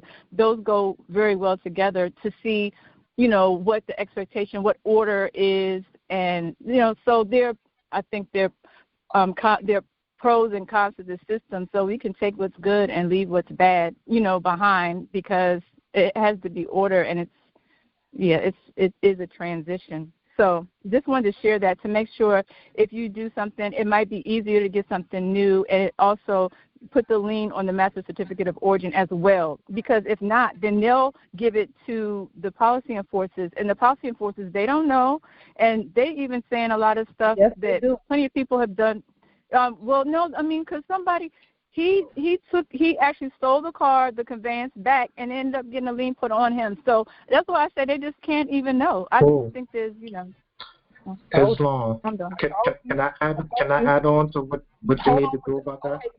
You can, Nobility. Let me just say this. That's why we restate everything. We don't accept anything from them, because we're closing all loopholes. Go ahead, Nobility. I yield the floor. Now, that part where he said that he will hold on to the certificate, you got to remember, when they have their own documents, that's their jurisdiction. So when you restate your own certificate and you send it through the mail with certified mail, you just restated that.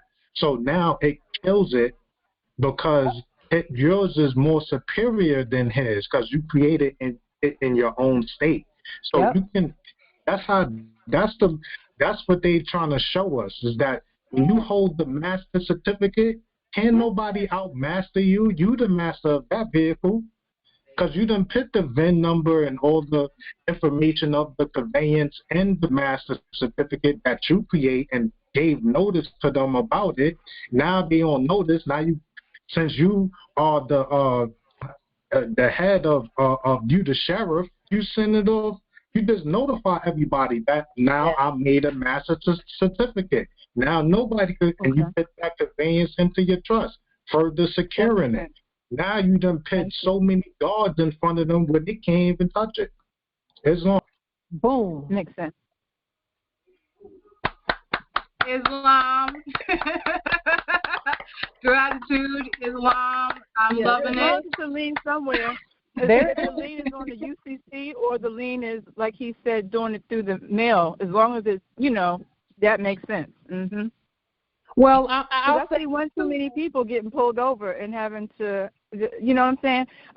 If I get pulled over, I need them to run the VIN, and they need to, no, don't mess with me. I don't need to be spending the night while they figure it out. So I appreciate what he shared. Listen, we and this is for all Moors. First of all, the Universal Commercial Code liens that we put out there, they are not floating out lost at sea for anybody to just do whatever with them, because they are grounded to the land by our Universal Commercial Code 1 affidavits, which are Article 3. They are universal. They're the highest court in heaven and earth. As above, so below. And that's why we do liens first by affidavit, and then you can do whatever, you can restate the lien process to get them to show up in the system. You can restate that and send it in, okay? But we restate everything. We don't accept them talking about a manufacturer certificate of origin. That's not even an origin document. It's a certificate of origin. Certificate is not the actual thing. A certificate is a form of that thing. Because if it was actually the origin document, they would call it that. They wouldn't say certificate of origin. And I'm saying this to everyone so that we know that when we restate things, we call it what it is, because it's the real one,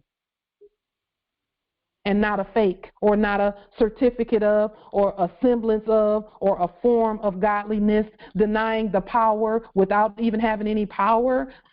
We restate everything. We don't leave anything unrestated. And when we restate it, we state it from our court. In other words, just put this court action language at the top of everything you do. This language right here, at the top of all your affidavits. And no one can, that's unrebuttable. It's unalienable and inalienable. Islam. Islam, Empress. And aren't we going to... And thank you so much for your question, Empress. That's so valuable that you're bringing to the table. Listen, we are the state, we are the law, we're the government. We got this. We can do it, and we just have to sit down and take the time and restate. Islam, Empress Karima, I yield the floor. Islam, and aren't we going to carry those affidavits that we just discussed about that scenario? And if a policy enforcer does stop it, we're going to be able to hand those affidavits right over at that point. Yes? Yes, absolutely. And that should stop everything, unless that policy enforcer wants to be leaned. You know what? They listen. We say this is the process that we have chosen. We lien everything up front anyway. We lien everything and everyone that's claiming anything. Policy enforcers, mayors, sheriffs, those are our offices. Police, we're the law enforcement. We lien all of that first. Before we even got on the road, we lien all of that first. And then we notify the subjects in the office of that, yes, you are subjects in the office of. You're in my office. Because I allowed you to be there. However, I'm ruling the land. We are all ruling the land. Okay? So a manufacturer's certificate of origin is just a piece of paper, just like any other fraudulent piece of paper that they issue. We have the actual origin statement. The certificate for the origin, because only we can say that the conveyance originated on the land. We are the only ones who can say that. If they're not on the land, how can they say that? They can't. So I'm wondering, everything you said, it makes sense. It's just, and here's, I don't want to live and do things in fear, but I will say at the territory where I am, which is near Maryland, which is worse than like being right at D.C. because they tend to be more compliant with things. It's just one state over, and everything gets lost. So there was a brother, it was on Facebook just the other day, that he was pulled over. He showed his UCC. He showed his, I don't know what, that he had everything in line. So I can't attest to it. And so I appreciate you all giving the details to let me know, what needs to be done and the various ways to go about it, to close it up. Because he seemed to be on point. Everyone on the feed was like, he seemed like what he's talking about, but he was still arrested. He was still kidnapped. Yeah. So. Yeah. You cannot, listen, Moors, now that the whole truth is out there, we are held to that truth. We're held to that truth. That truth is we are the holders. The definition of government is that we hold our own documentation. And we create our own documentation. Whenever, and Morris, I'm going to say this, and some may not like this, but I'm just going to say it anyway because I know from personal experience. First of all, not everyone who gets arrested is arrested for any particular reason other than we know that this is what they call the Great Tribulation, where everyone is being tested. For us, this is the greatest time ever, just so that you all are aware, because we get to prove that we know who we are. And so when we see Moors who are declared Moors specifically, and I can speak about us because we know who we are, when I see Moors getting arrested, there are several things, and I'm just going to say it because some don't like to hear this, but I'm going to say it anyway. There are several reasons why the arrests take place. The first reason could be that it's their test time. The ancestors want to test them. That's one of the reasons. But that reason that's not even the first reason in line. That's not even the first one in line. And in fact, I'm actually beginning to set that one aside. But then say, but then some of the other reasons that I've seen is because there's still a contract out there somewhere that they've not terminated, because not every Moor is wanting to terminate those contracts that were created by the fakes, because some Moors are still thinking that they get their benefits from them when they don't. So they don't want to terminate all corporate contracts with the dead, and you can't contract with the dead unless they're coming back for the body. And so then that, and this is still a contract too, war energy is also a contract, because if you're like them, they want you to be with them. Okay. And so those are the things that when I see Moors demonstrating or doing things or saying things or getting pulled over or whatever, those are the things that I think about. And I know that from firsthand experience.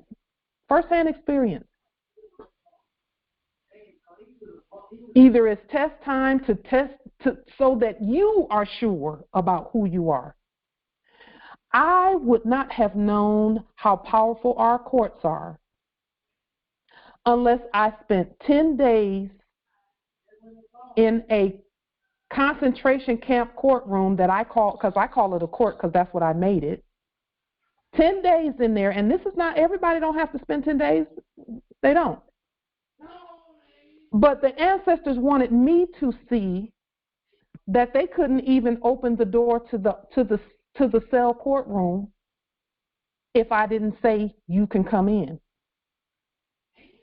They couldn't even open the doors and come in at will because they tried. But they couldn't do it because I kept doing court actions. And once I knew that, and then they couldn't hold me any longer either. The ancestors wanted me to know something about me too, some other things about me personally, such as that we can go without food. As long as we have water, we can go without food, and we actually get stronger doing fasting like that. That's not for everybody unless they choose for it to be for them. But I needed to see. I needed to do the court actions and then see. Because, see, one thing I know about the ancestors, and I've said this before, they are not going to let any of us get out on this public record the way we're out here and not prove what we're saying. Because this is not the last era of some churches where the preacher would get up and tell everybody to have faith for their bills, but then when his bills came around, he passed the plate and his bills were taken care of. This is not that. This is when we are inspired by the ancestors to say things and do things. The ancestors will say, okay, God, you said in your word that this, and this. Let us see. And then God proves it. Yes, Mom. Yes, Empress Freedom, she said no abbreviation for U.S. We spell it out when we're talking about the States United. But then when you're leaning or talking about the dead, you can put U.S. because that's what they were using. Islam, Empress. I just wanted to make mention that I put the document that I restated in the chat, and I finessed my document and was able to put the seal in the upper left corner by printing it out first and then putting it back in and then printing the content. So your state seal would go in the, like I stated, the upper left hand corner, and yes. So it's beautiful, and I'm thankful for everybody who's, added unto to give, further, testimony that what we're doing is true and exact, and we have this. We all have the entire state, estate, And we just have to have, the knowing, no fear except for the reverence that we have for each other and ourselves, because that is the real fear. It's when it speaks about that in the biblical heliotext, it says to fear God, but fear is not like what we've been programmed to think and do. It's the fear of reverence, eternal reverence, the gratitude, the appreciation love, and the desire to do right, be in true honor for the people. That's what that fear is really talking about.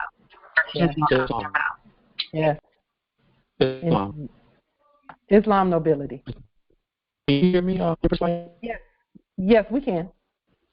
Am I breaking in broken up? It's breaking up just a little bit, but we can hear you. Okay, I don't know.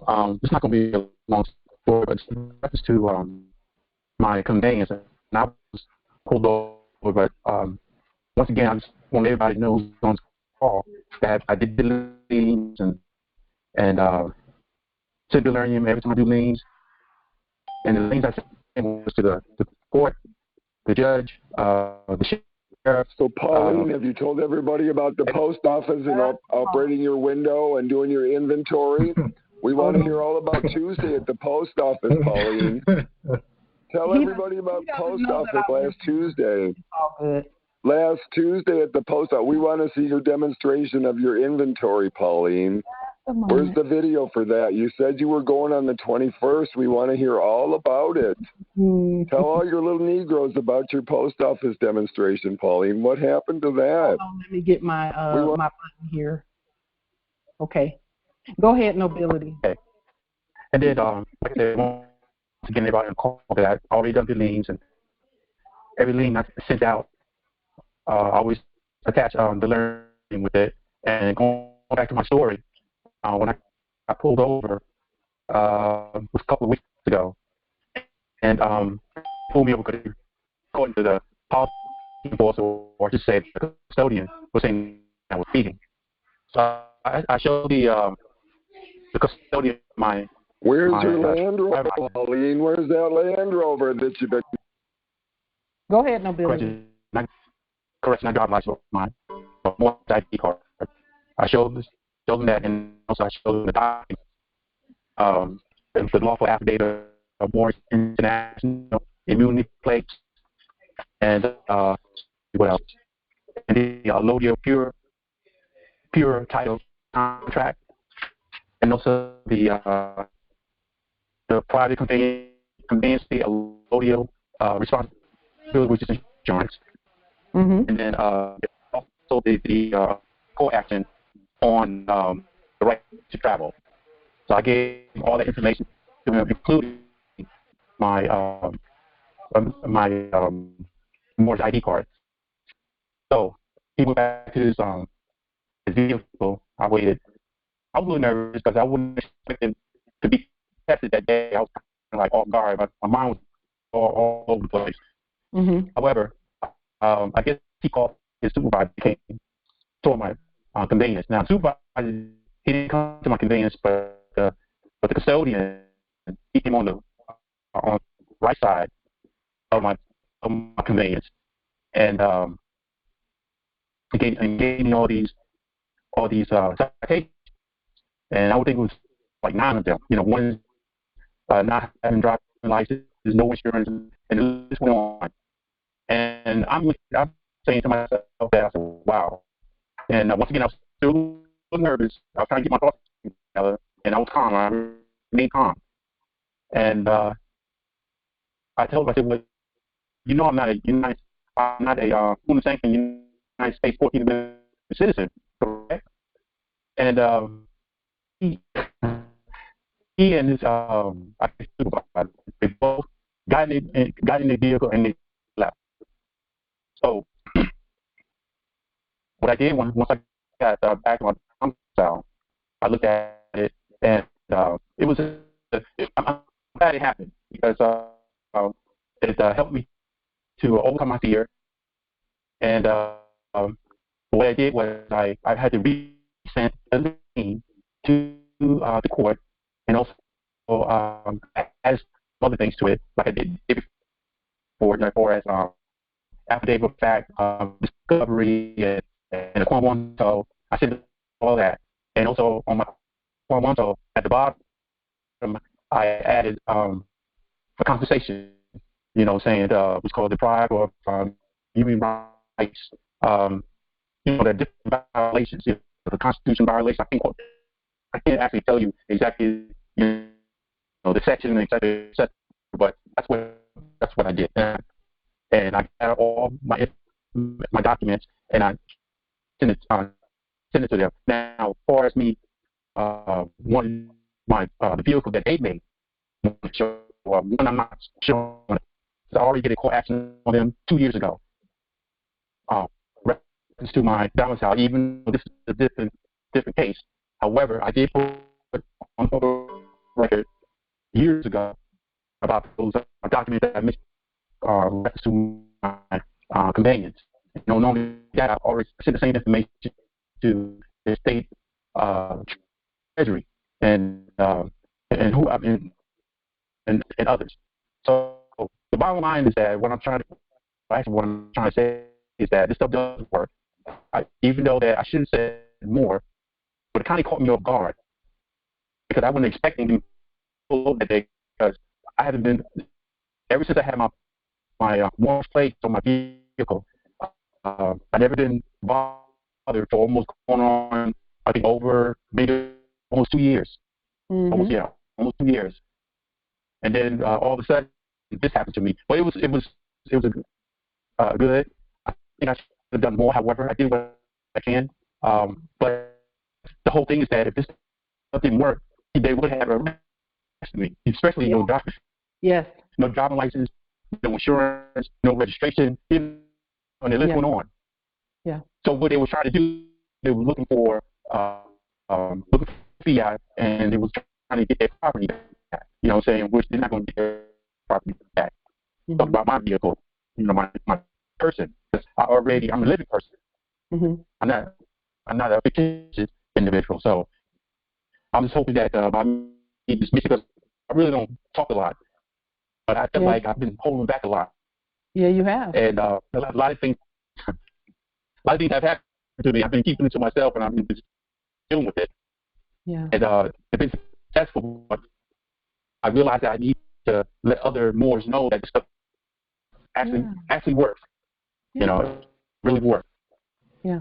So thank you so much for that, Justice Morpheus. And for those who could not hear, I'll summarize it. He got pulled over. He's been having Moorish tags on his conveyance for almost 2 years, is what he said. And Justice Morpheus, correct me if I misspeak here about what you stated.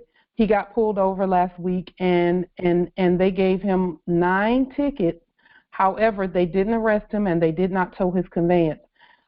Is that correct, Justice Morpheus? And Justice Morpheus was saying that he was demonstrating his status, and that's and he's right. That's they were not going to take the conveyance. They were not going to arrest him or anything like that. But Justice Morpheus, I will say this about the 9 tickets. One thing I know about our subjects is that when they do things like that, they're trying to send you a message that says, these 9 things, you need to rebut them and address them properly. So if they gave you one for no driver's license, then present a Moorish driver's license that you create on your computer at home. And this is for all Moors to know this, because, see, contrary to popular belief, when we're in conveyances, we're all doing commerce in one way or another. Or else we will be walking around on the land barefoot. And there's nothing wrong with that. That's how we did things in the past. But since we have agreed to use conveyances and go to the grocery stores and do this and that and this and that, okay. But we must do it properly in our own sovereign jurisdiction. That's what all of this is about.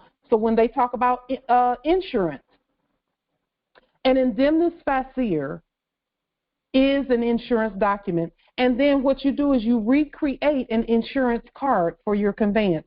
Your conveyance is insured by the land and the wealth of our land.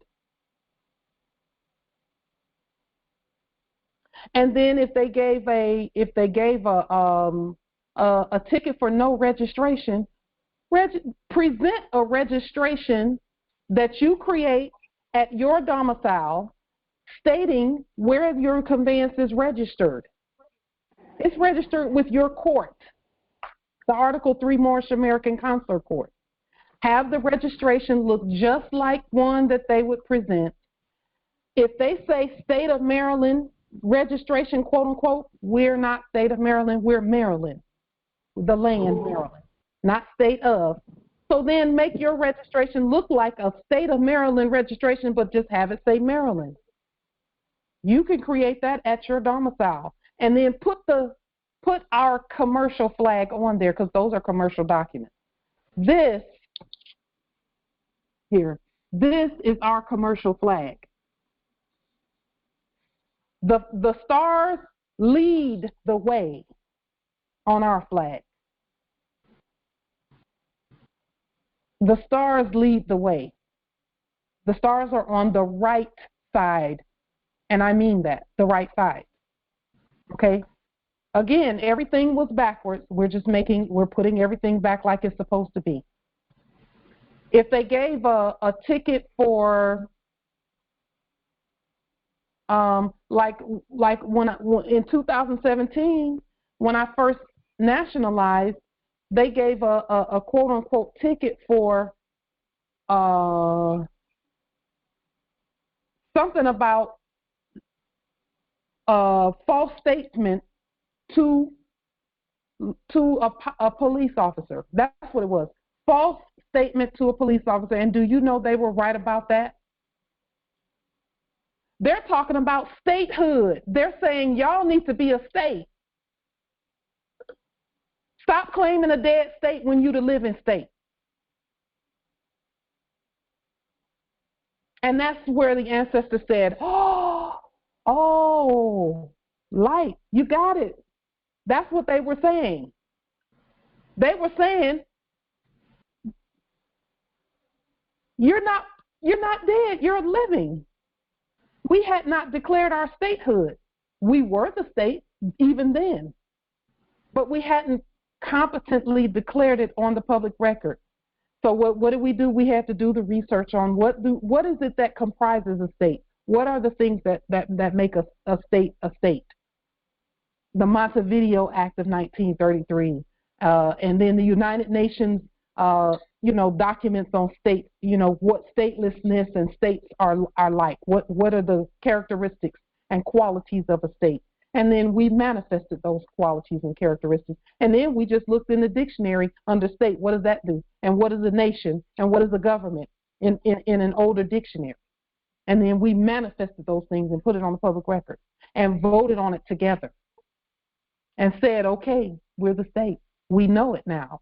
We've always been the state. We just needed to know it. So when you see things like that, Morris, when they give that many, when they're trying to send messages of, okay, even with registration or conveyance or car not properly documented or whatever, that means that you need to do a manufacturer's certificate for origin or an origin affidavit, and that's what I would call it, a manufacturer's origin affidavit. Yes, Justice Morpheus, you sent them in red. Now you have to create the commercial versions of those. See, you spoke in the heavens. That's already done. God has spoken. When you do that 40-plus red documents that we suggest that all Moors put on the public record that says you're the president, you're the state, you're the secretary for state, you're the law enforcement, you're the police chief, you're the CEOs, you're the governor, you're the president, all of that. You're the sheriff, all of that. That's what those 40-something documents are. And we always put links to those 40 documents under this. Those documents are in red in all lowercase letters, and they're in our national language, which is ancient English. Ancient English comes from within us. That way our intention determines what the words mean. And so, the 9 tickets can easily be rebutted, but Moors, we must have our own, anything that we eschew, and eschew is a biblical word. Eschew just means anything that we reject from them, we can't leave that space bare. We have to put something on that space that properly rebuts what they stated, because that's what our ancestors wanted us to do. That's why the systems were put in place. So create your own Moorish state driver's license. Create your own, because you're the governor. What about our more ID? Can I use that as a driver's license? I'm not actually working. Okay, so you're not actually working, but there's some exchange going on somewhere. If there's exchange of credits of any kind going on anywhere, and you're not living specifically and solely off the land like we were in past times, but you've decided that the marketplace is where you want to get things from and do things, then you will need to produce a Moorish driver's license, a Moorish state driver's license that says you're on the land of Maryland, not the state of Maryland, because that's where your court is for Maryland jurisdiction. You're the Chief Justice, and so are all Moors at Maryland. So yes, Moors, if you're going to participate in anything that has to do with commerce, the marketplace, the things that are out there on the land now, if you want conveyances and things like that, because a conveyance is not something that is that we used in the past. But see, that last era was to upgrade the estate from us having to walk everywhere. Not that we can't walk everywhere, but then conveyances, roads, airplanes, travel, and things like that. And because we're going to use those things are actually beneath our nationality card. Commerce is beneath our nationality card. It really is. But since we're doing commerce, there must be order. There has to be order. Out of chaos, order. Novus ordo seclorum. Okay.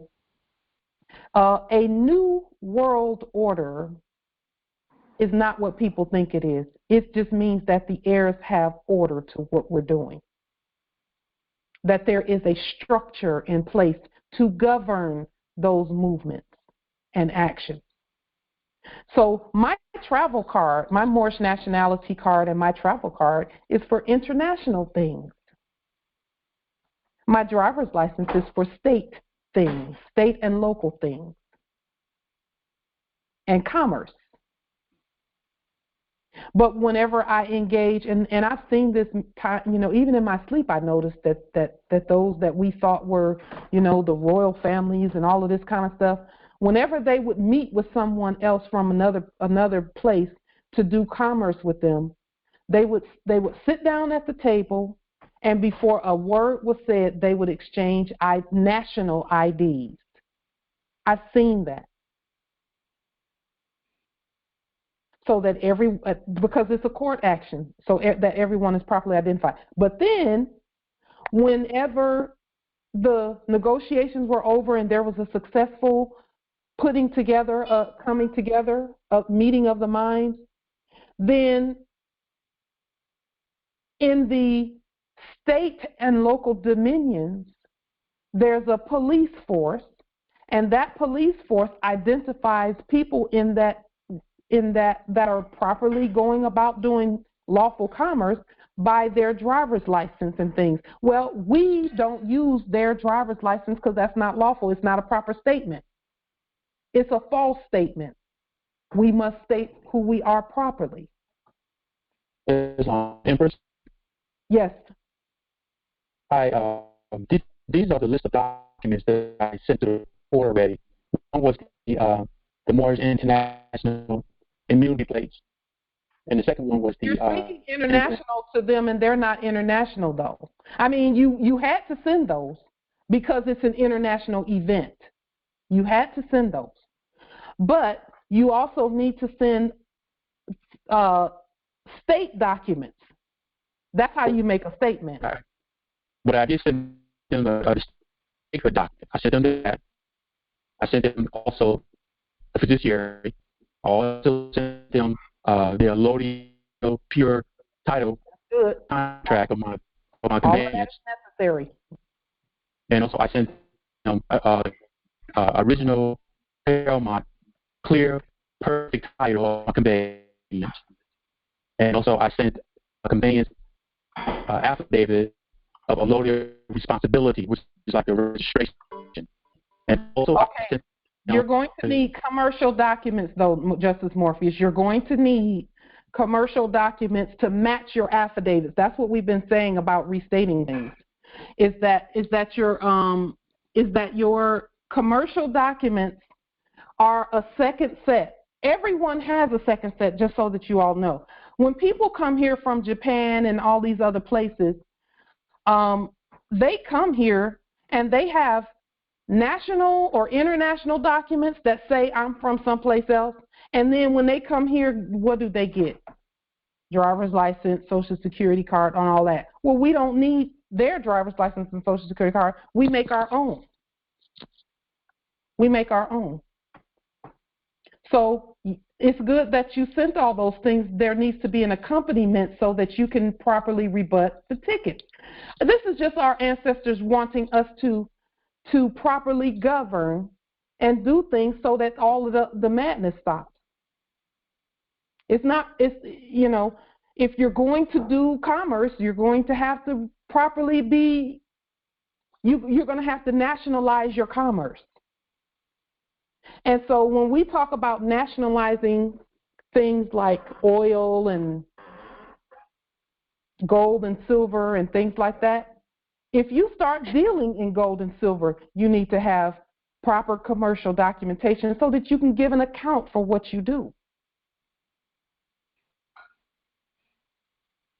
Our sovereign national documents are for earthwide and intergalactic use.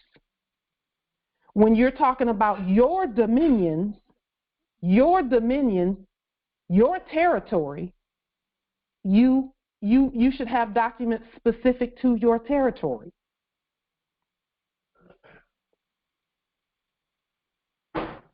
That's why we did state constitutions, even though we have a national constitution. Islam.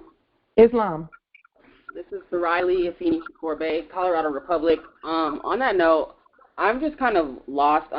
In Colorado, we have AMPAC, Allodium, Moorish, Palladium, Ante-Colorado, that has basically a scandal going on where one branch... Hold on a minute. We don't need to know the scandal. What's your question? So I'm just kind of lost because I don't know how to move forward. Like from what I comprehend, I'm supposed to, nationalize with the statehood in order to have those protections within my territory, but they can't seem to get it together between the two of them, and I don't know how to move forward.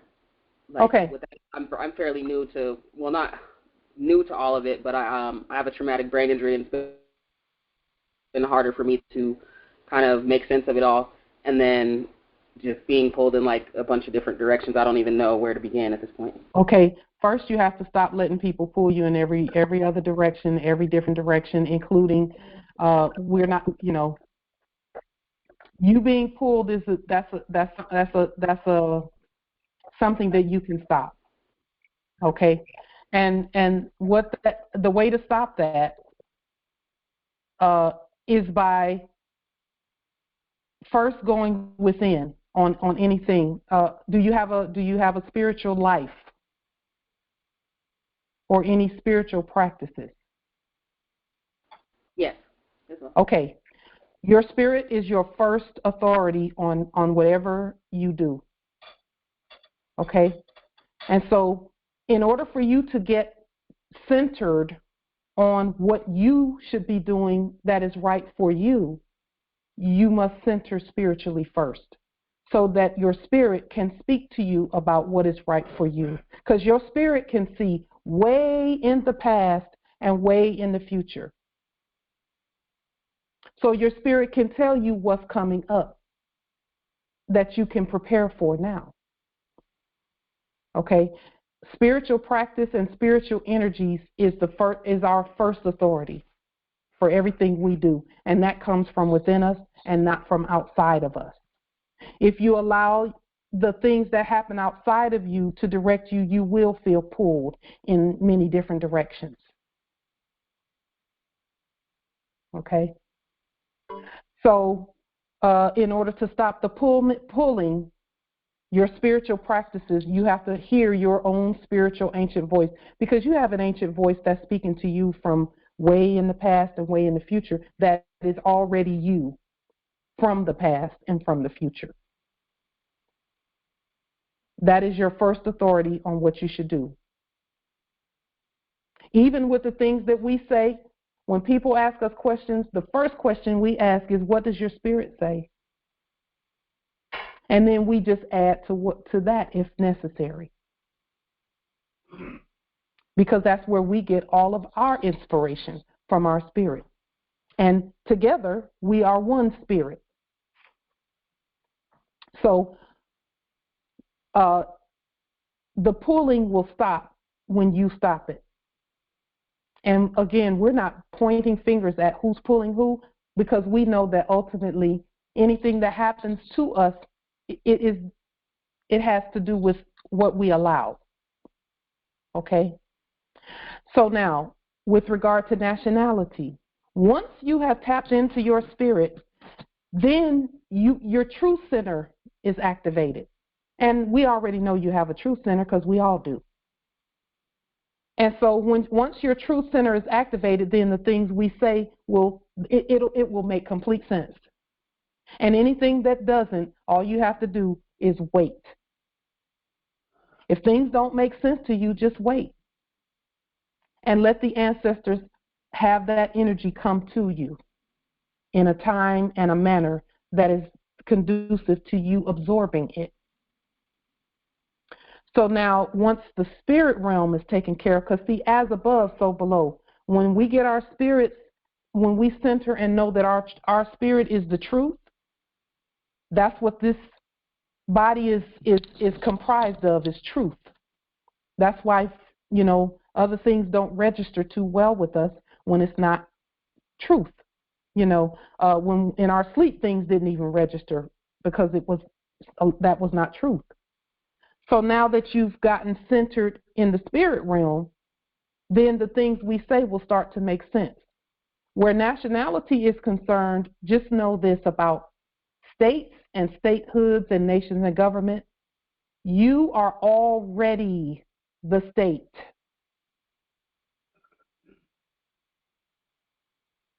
You are already the government.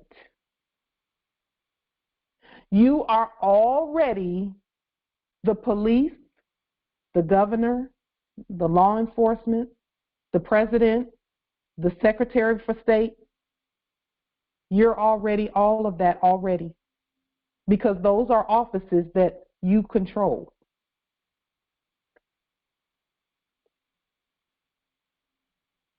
Okay? So Empress, let me just, if I may, if you'll just do this exercise with me really quickly. If you would say 3 times, I am the all. 3 times. I am the all. I am the all. I am the all. Everything else is done. Now you can look at the processes and pull those processes into your spirit and say, this is what my spirit is saying about this process. All we do is put the process out there and say, hey, this is what we're restating today. For those who want to participate in this part of our estate, restate these documents and restate this and restate that. But don't let the documentation fool you. It's all about who we are. And you just said it, and we affirm that you are the all, that we are the all. So it's from there that we do everything else. that nationality happens. That is the place that you start everything that you do from. So where nationality is concerned, with AMPAC, I'm pretty sure, and I've seen a couple of their processes, where processes are concerned, AMPAC is great with processes, you know. So we looked at some of the processes and we pull from everywhere.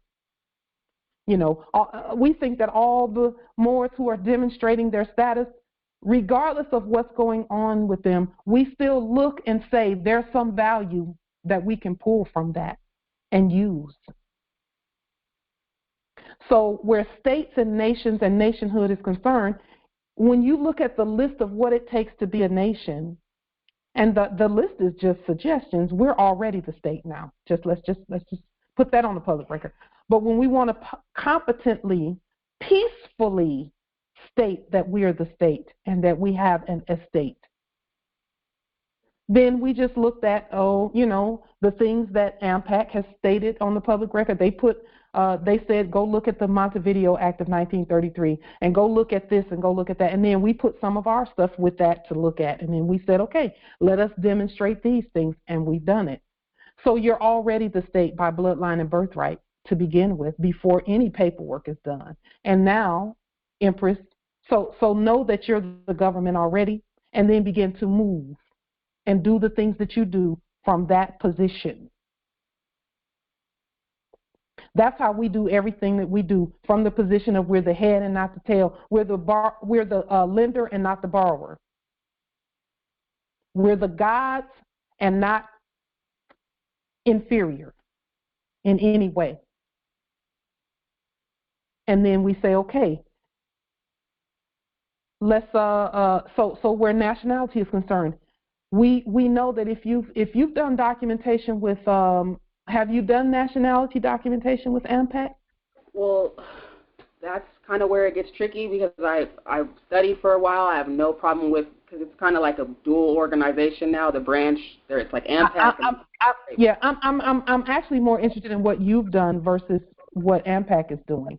Yeah, I read that documentation, and I sent it back, and we were kind of at a standstill there. As what I was doing prior to my last bid was I was going to do it through Sharon Tracy Gale Bay, and then I lost complete touch with her, and then got into the whole statehood idea. So I'm just kind of starting from scratch. And okay.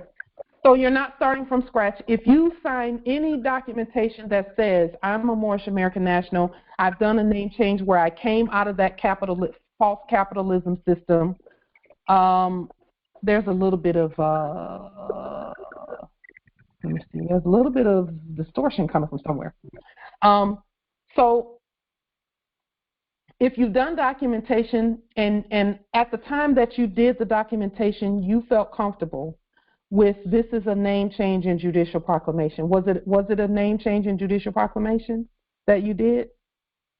No, I've reviewed several versions of that, and I understand the gist of it. But before I move forward, I just am kind of apprehensive because I am because of my brain injury, and I am fully dependent right now on just the proceeds that I get from Social Security, and I have no idea how to make that transition. Yeah. Okay. And the transition is easily made through restatement. I've done it with the VA, and because I used to be in the Air Force. And so let me just show you briefly. Well, and actually, you can go to MoorishamericanConsulate.org and pull just the name change in judicial proclamation. That's part of Tier 1.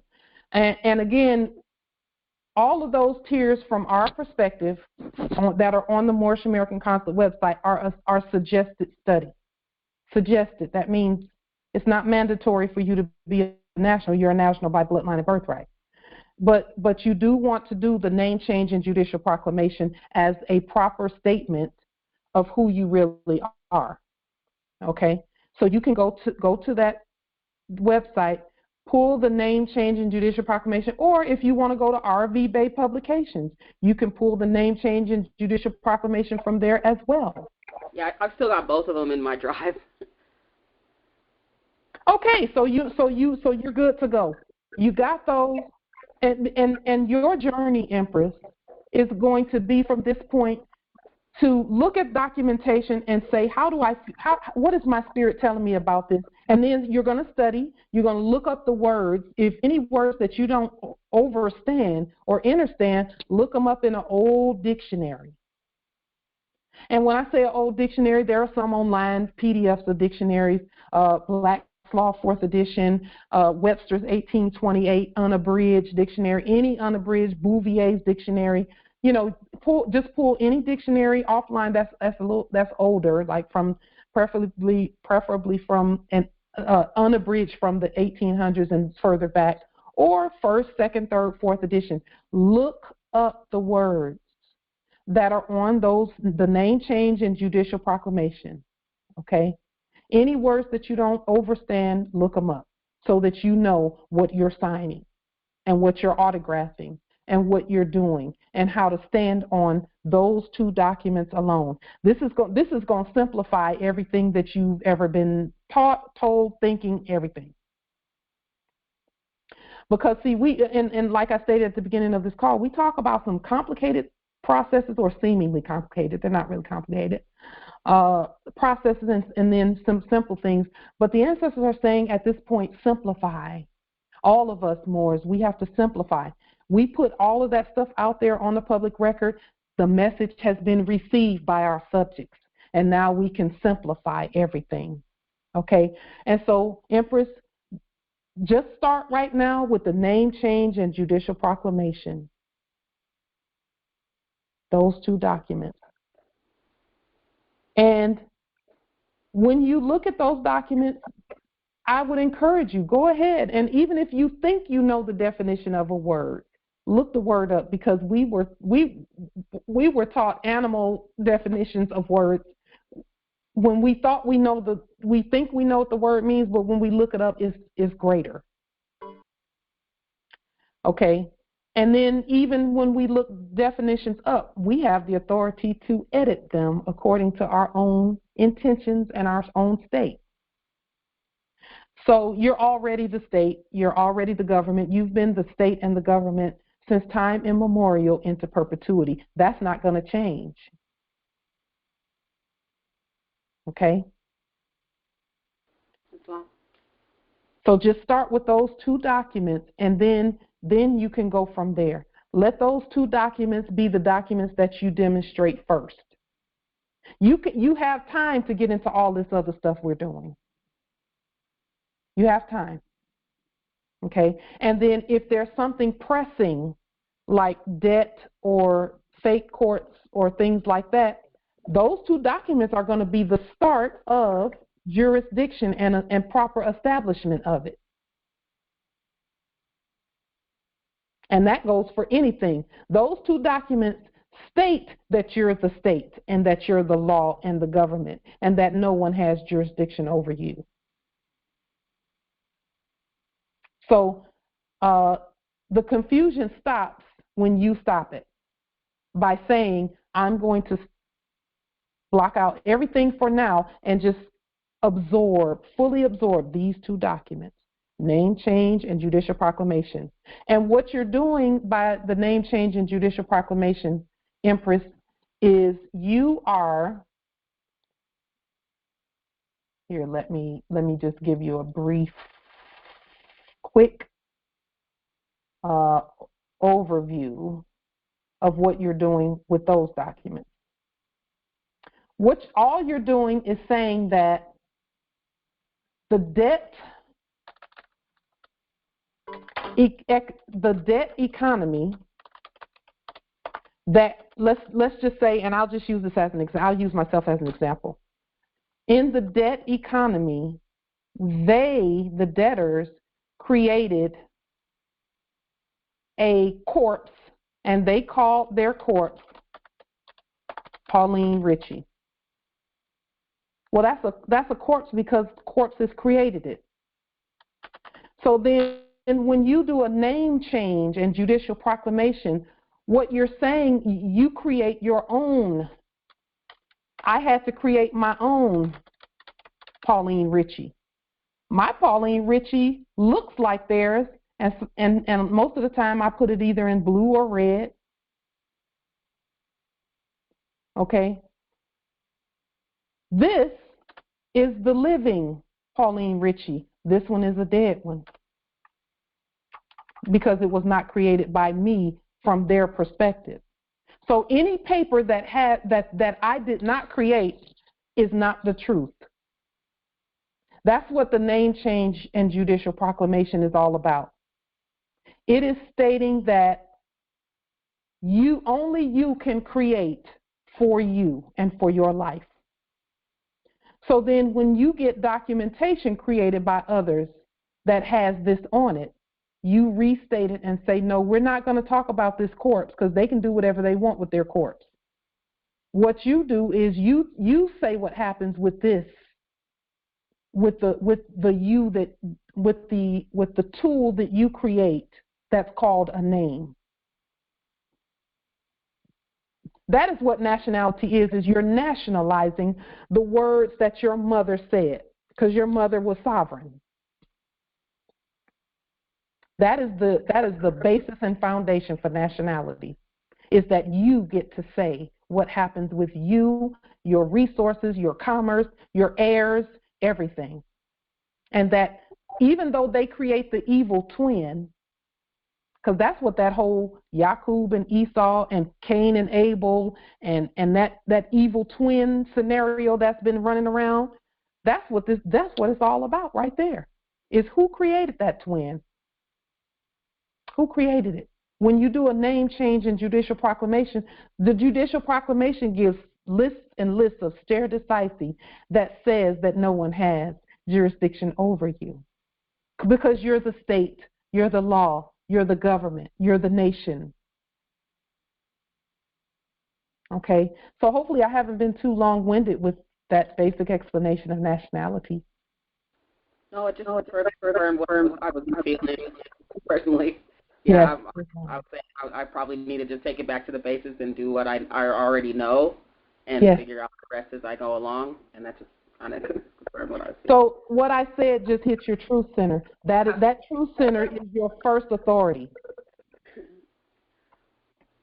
My only confusion now would be because I'm not going to be utilizing any way, shape, or form of the former title or name. Does it matter? So my mother named me Pauline Ritchie, but then at the end of the delivery table there was a foreign corporation at the end of the delivery table, and they wanted to say, okay, we'll create a fraudulent Pauline Ritchie, even though her sovereign mother said Pauline Ritchie in this form. Hang on, let me put it in the right format. Which is, this Pauline Ritchie is a sovereign. And in order to further explain that, you would do the study on a term called in capitis diminutio minima, media, and maxima. And then we have the sovereign in capitis diminutio nolo, which means no capital letters. This is about the fact that anytime you use capital letters, there is a lessening of status, you lose status by using capital letters, especially if you accept it from the dead. Because you can't invoke proper jurisdiction that way. If you accept the things, whenever the dead says, Pauline Ritchie, I don't accept anything they say. I restate it and then deal with it financially. And the way we deal with things financially is we have our own money. We use our own money that we print. You have to clear the debt. You have to first properly identify the debt, because it's not even your debt. None of it is. You have to state that properly. And Empress, your truth, as you look at the processes that we do to get things done, it's going to hit your truth center again. Then you will know. And then you'll know further when you demonstrate it. Man knows not by being told. Man knows not by being told. But in our spirit, we know truth when we hear it. That's why it takes the spirit to do it, to know. Man can't know. You can tell man all day. If someone is listening with only these two ears, they're going to be confused in many cases. But when you listen like you just did with your spirit, it hit the truth center and you said, you know what, that makes sense. Okay, start there. Confusion done. And then you just go from there. Simplify, Moors, is the word for this 7-day cycle and for the next 30 days. The ancestors are saying simplify everything. Because we have many coming on their way. Because that other system is done. It's finished. And our brothers and sisters are coming. They're looking, they're coming, and they're going to, it takes time for them. It's going to take a little bit of time for them to absorb the things that we've had the opportunity to absorb. But that's no reason why they can't know it. So, Empress, I welcome you to your Truth Center. Much gratitude. There's nothing better than our Truth Center just resonating with what we hear. Because we're no longer confused when we listen to our Truth Center first. So no matter what anyone is telling you, your Truth Center will guide you into all truth. Period. Yeah. So we welcome you. We welcome you. Welcome. And I will say this about I want to put this on the public record. I know I don't have to say it, but we honor AMPAC. We know that they're going through some things, and we support them. We're with them. We love them, and we can't wait to meet them face to face. We've not met them face to face, but all Moorish governments, we love Moorish governments. We know that there's some energies that are trying to come into the new era with us that we're not going to let come into the new era. You know, we're not even letting those old energies come with us. They got to go somewhere. Go back where they came, to the pit that they came from. You know, but in the interim, we just deal with what, you know, and when we deal with it from a heart space, we'll always do the right thing. So we honor AMPAC. We love them. And I have to say, Justice J. Jermaine Bey is an awesome teacher in terms of international law, you know, and there are other great teachers there as well. That's the part of AMPAC that's the only part we see.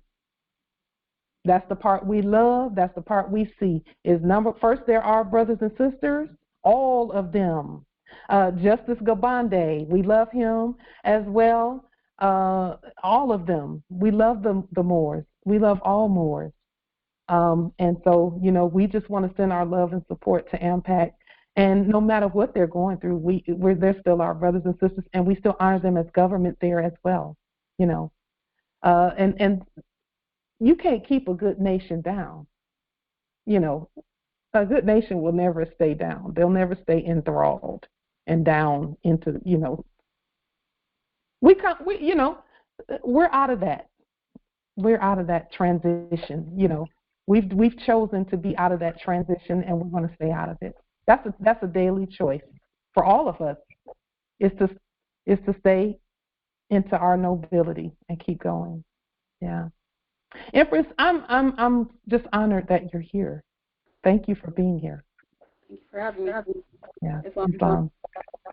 Are there any other, and I know I kind of went on a little long with that, Moors, are there any other Moors questions, comments, wisdom, processes, Islam? Just for the certificate, it's really a bond, right, for the manufacturer or the origin. So I'm just, you know, stating that for me, I'm going to state it to be a bond manufacturer of origin because, you know. Why? Why are you saying that? I know why. My spirit bears witness. But why are you saying that? Because the bond of our affections, first of all.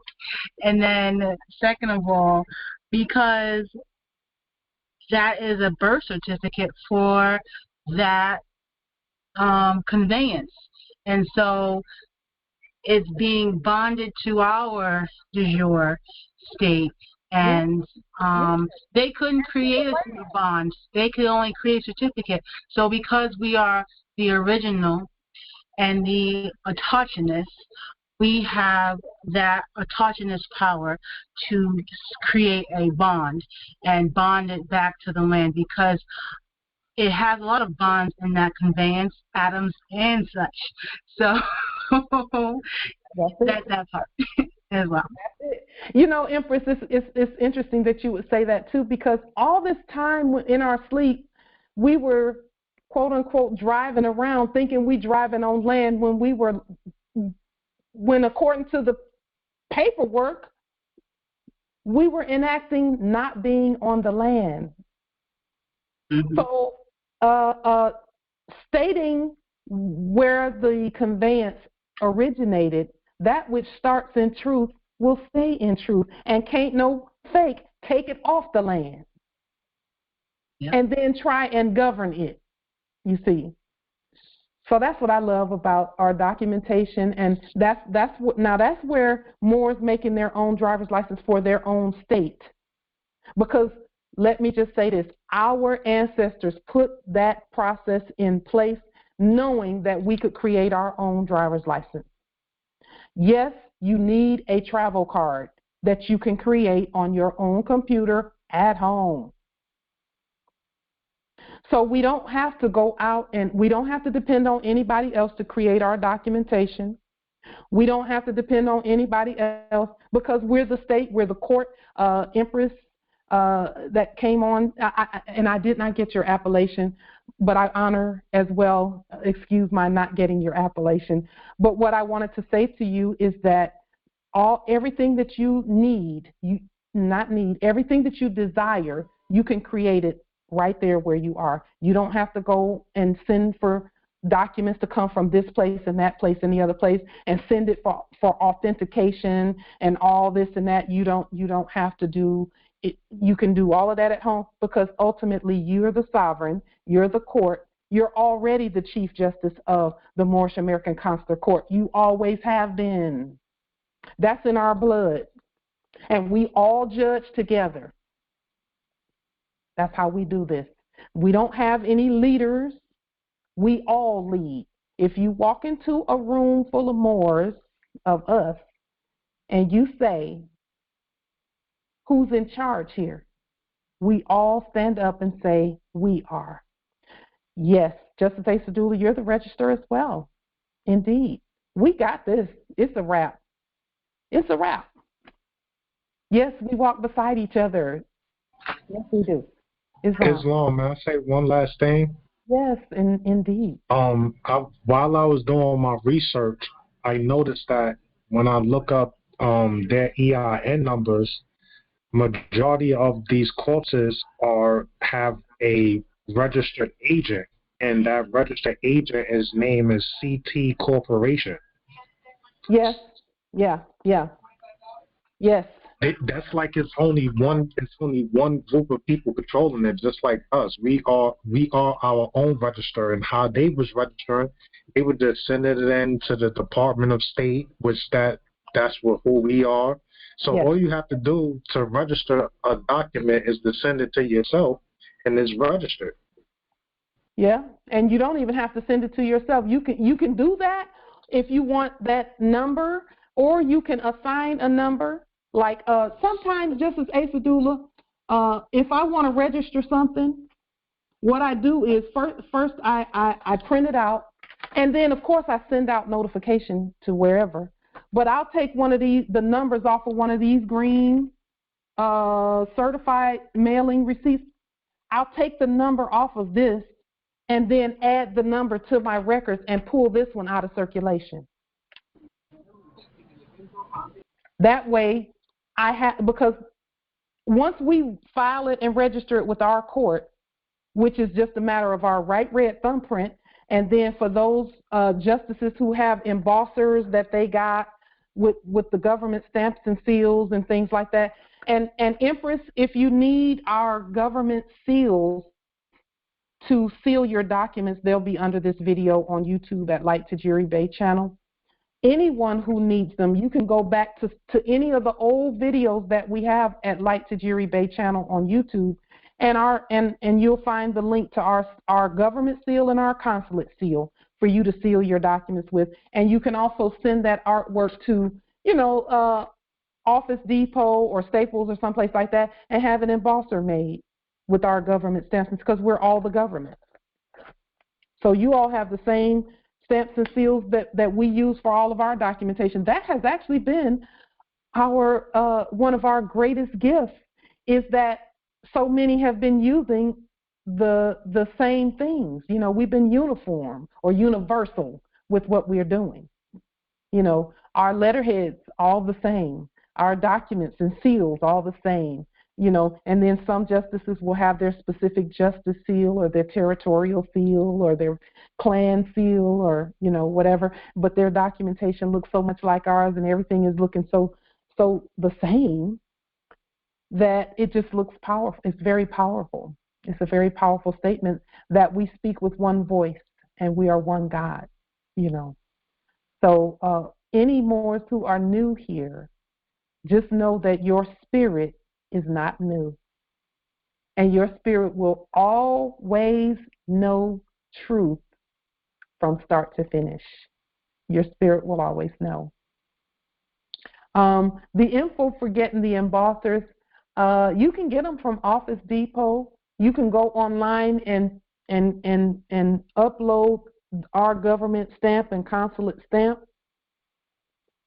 And they'll make an embosser and send it to you, and you give them whatever credits you give.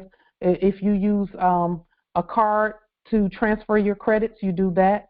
However you choose to do it. But I will say this, Morris. At this time that we're at right now, we're going to be using our own money and demonstrating it often for everything. We're going to be using it for groceries and everything else as soon as we get that paperwork finished up and the debt canceled and all of that. Now remember too, Morris, that when people were getting tax breaks at the register before, they would have to fill something out. Well, we fill our debt cancellation 1099-Cs out before we go to the grocery store, but we got to lien and do levy and do all of that first. So we have to prepare and run that through our court. And by run it through our courts, I mean put the court action language at the top. And again, this is the court action language that we use that says that everything belongs to us and who we are, and that this is a court action, okay, and that we're the creditors to all. And then we go about proving that we're the creditors by our documentation, our peaceful, competent demonstrations, and all of that, okay. So for the embossers, Justice Malik, you can get them from anywhere, Office Depot, Staples, any office supply place, or you can go online. There's places like Simply Stamps and other places where you can get them from. Just upload the artwork for our stamps and seals. And in fact, I'll save you a little time on the stamps and seals and put them on the screen. Let's see.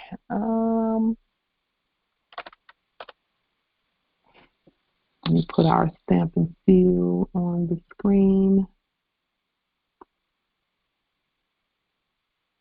Islam, could you also put your state ID on the screen as well? Yes, I can do that.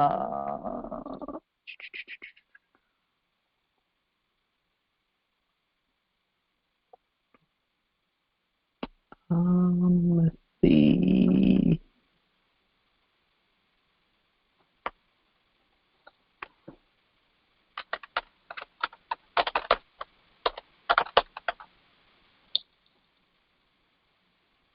Empress, while you're preparing that to be published, I was doing research and I found a beautiful Article 3, a Lloydal cost schedule that a Moore had shared, and it was very thorough. And I went to find out how to or where to notify the quote unquote, justice, the chief judge in the territory, and I found that they made a proclamation that the judges are not to be called judges anymore; they're to be called justices.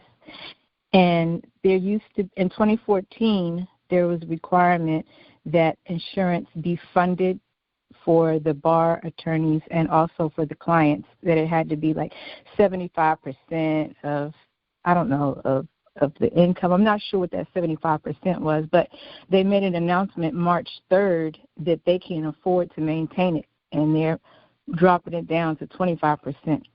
And I thought that was very interesting because with a lot of things we see happening, the motivation, is the fiat, the system. And so if they can't maintain what they were doing, I just think that that's encouraging, to see the shift happening in real time, and they're letting people know they're shifting. I don't know what to make of them calling themselves justices, but it's whatever. They know that what they have been doing is not sustainable.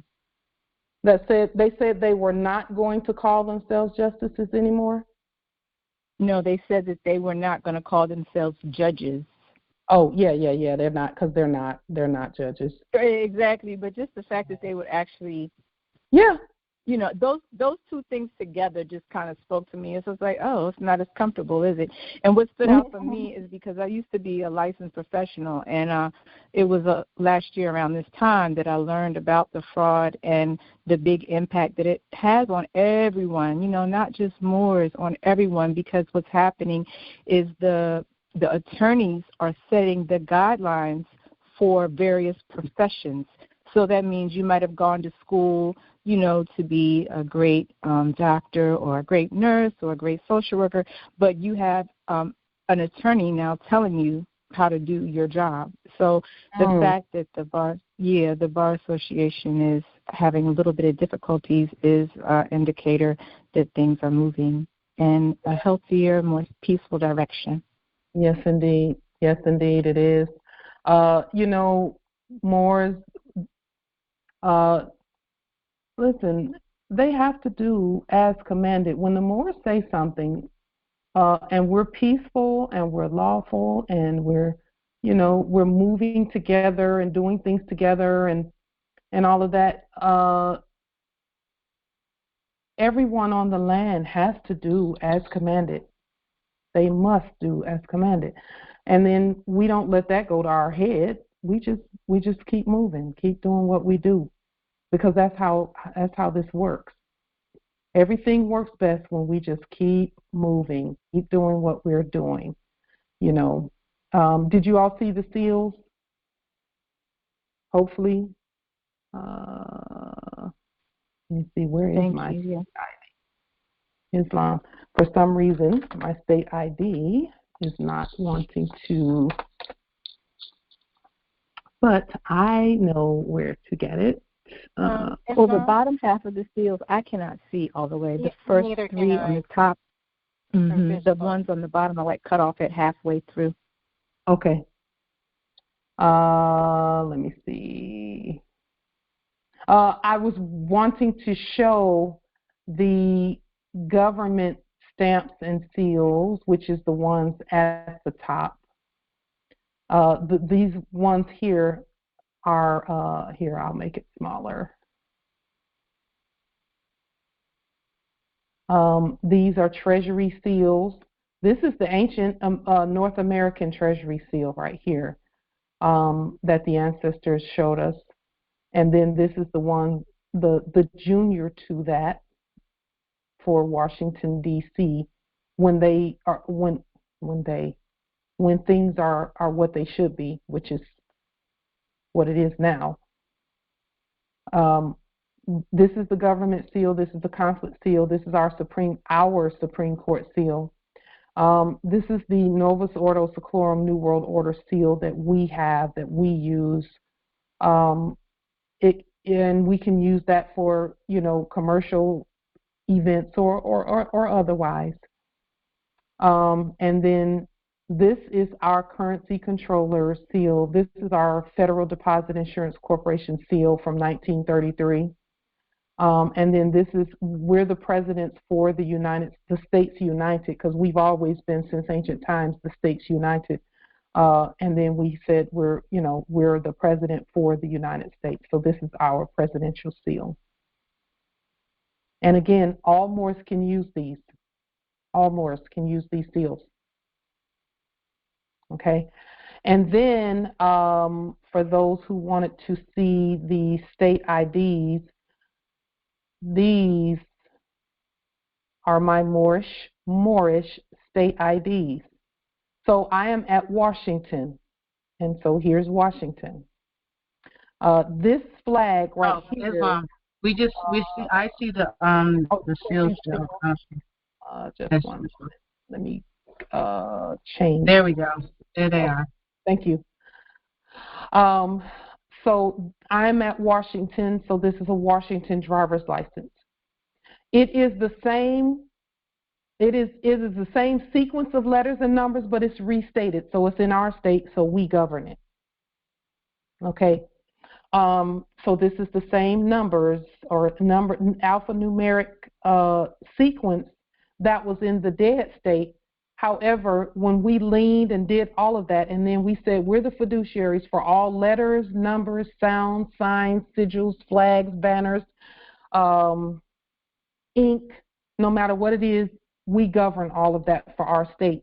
Then we can use this, and there's no repercussions. I do have to redo this, though, because the address, I wanted to put my address in lowercase letters. Federal Way should be in lowercase letters, and not lowercase, but capital F and a capital W, and then for Washington, a capital W and the rest lowercase, and then no zip code. So I did not need the zip code on here. So I do have to redo it, but I can do that here. You can use Word, you can use Adobe, you can use any programs you want to make your driver's license. And then we put our commercial, this is our commerce flag. The banner, rather. This is our commerce banner. This is the Washington flag for the land. It has original indigenous George Washington on it, because that's actually the real George Washington, because they made up a fake one. Okay, and then our national flag is here just so that it is clear that I am a national and not just any old citizen running around with a driver's license. And then we have the Moorish American Consulate seal, our state seal, which is Washington, and I created these Washington seal and this Washington flag. It looks a lot like the one that they hypothecated, but it's got an original indigenous George Washington on it. And then this is our government flag seal. And this is my state security, or you could call it sovereign security, or you can call it social security, whatever you want to call it, as long as it's not in that jurisdiction over the dead jurisdiction, which means we created over here, we lien that other thing, we levy that other thing. And when you levy, you're levying any claims that thing had, such as disability checks, unemployment, hospital benefits, health care, military, whatever. You know, whatever claims that this sequence of numbers had in that dead state, you can claim that, and then the debt stays, it gets canceled, because we have the authority to do that. And then once we cancel the debt using our own state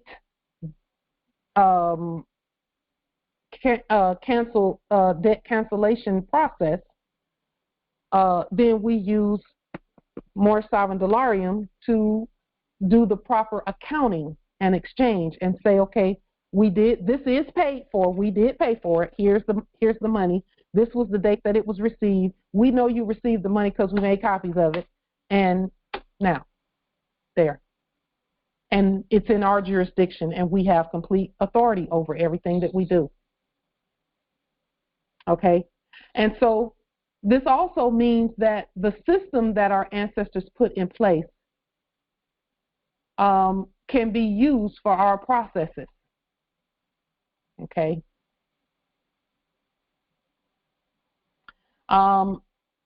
So Empress Kenya put something in the chat about the Maryland, them calling themselves justices. Listen, I wouldn't be so proud to call myself a dead justice in a dead state if they're dead. Now, they know that they're subjects in the office of, and that's the only justification for that. They're not calling themselves justices, they're calling the office of a justice, because they know that justices, those offices are justice offices. They're subjects in our office. Period. And you know what? But that doesn't exist. Holding on doesn't exist. You can't hold. Can corpses in the graveyard hold on to anything? No, they can't. So then we say, all rise and stand. That means we raising all them up. The dead in Christ shall rise first, because Christ rose and said, all rise and stand. And Bible scholars will know what that means, what I just said. The dead in Christ shall rise first is in the Biblios Heliotext. All of those subjects who consent or assent to do right and to follow the Constitution, they get to rise and be subjects in the office of justices. But we're the justices. We've already proven that. All of us are. We've all already proven we're chief justices at our territories, all of us. No matter how many Moors are at the territory, all Moors are the chief justices. All Moors are the governors, the state secretaries, the presidents, and all of that. And we can be all of that in one day, in 1 hour, in 1 minute. All at once. So, are there any other questions, comments, wisdom, etc.? Because Prophet Noble Drew Ali said, keep your old name because you have an estate in your old name. It's not the old name. When he said, oh, he'd been ancient, your mothers gave, your sovereign mothers with the ancient bloodline gave you that sovereign holy appellation. You don't throw that away. You keep it, and then you become or be the office that is Bays, Els, Als, Alis, and Days. Those are lawful offices, law enforcement, lawmakers. Okay, so yes, we're the Bays, the El. We are that. But then again, we hold all titles. I don't care what the title is. We hold it. We are those offices.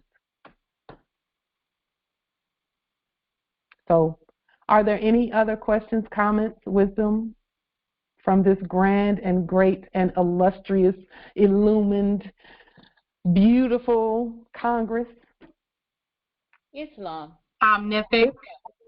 Yes, omnific. Don't let me forget the word, Empress. Omnific, indeed. Let me see. Yes, Empress Sasha. It's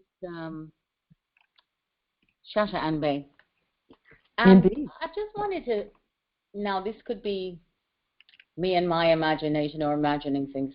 I did the fiduciary appointment for the chief of the former custodian and the chief of commissioner of police, I should say. Mm-hmm. Mm-hmm. And I was reading the newspaper online, mm-hmm. and you know, I was a particular paragraph jumped out at me, and this was after, not long after, actually. And you know how in the document we talk about the assets that they have to consent to the secured stock and their assets will be. I'm looking for the document. I can't find it. Mm-hmm. But anyway, am I making any sense yet?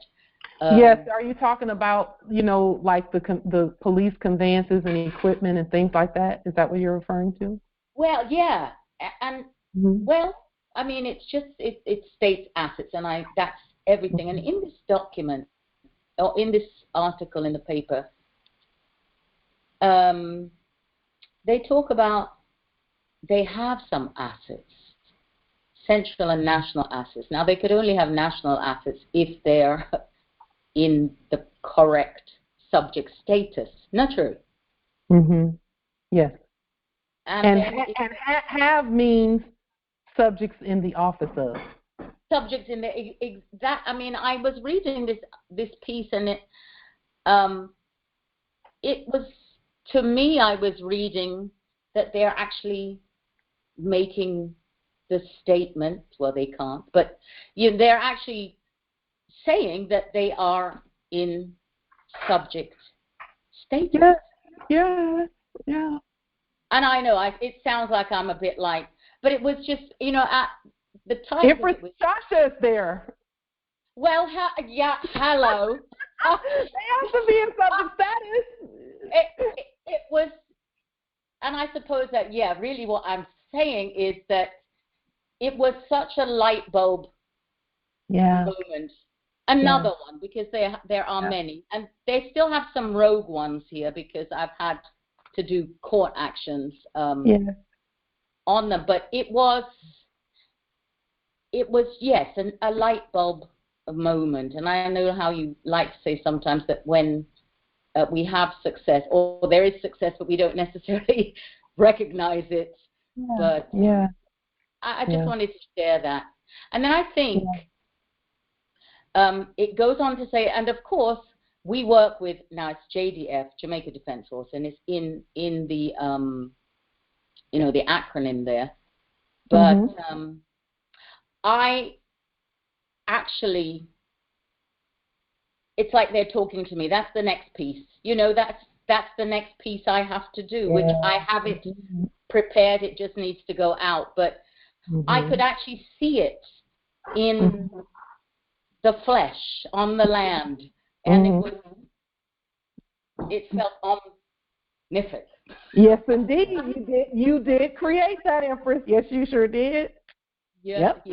So I just wanted to share that because why this is. Yeah. Yeah. That feeling of, this is real. It is.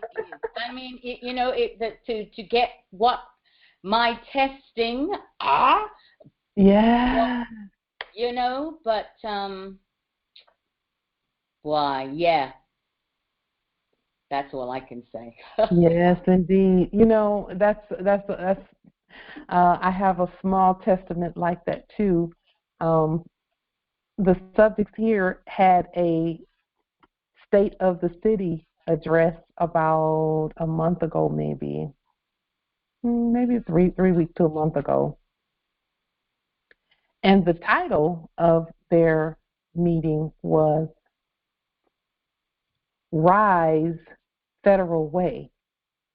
Not Rise City of Federal Way, but Rise Federal Way. So I watched it, and that was the first one where it was a special meeting where they had everyone. It's like all the citizens came out. Everyone was there. All the subjects. Everyone. And that's the first time I've seen that since I've been here. I kind of keep an eye on what's happening, what they're doing, and things like that, because it's our territory. We have to keep an eye on what's going on. Right. Yeah. And they're doing what they're supposed to do. It's all good. It is. Yeah. At the end of this particular meeting, somebody in the audience said, "Hey, why did you Why did you call this Rise Federal Way?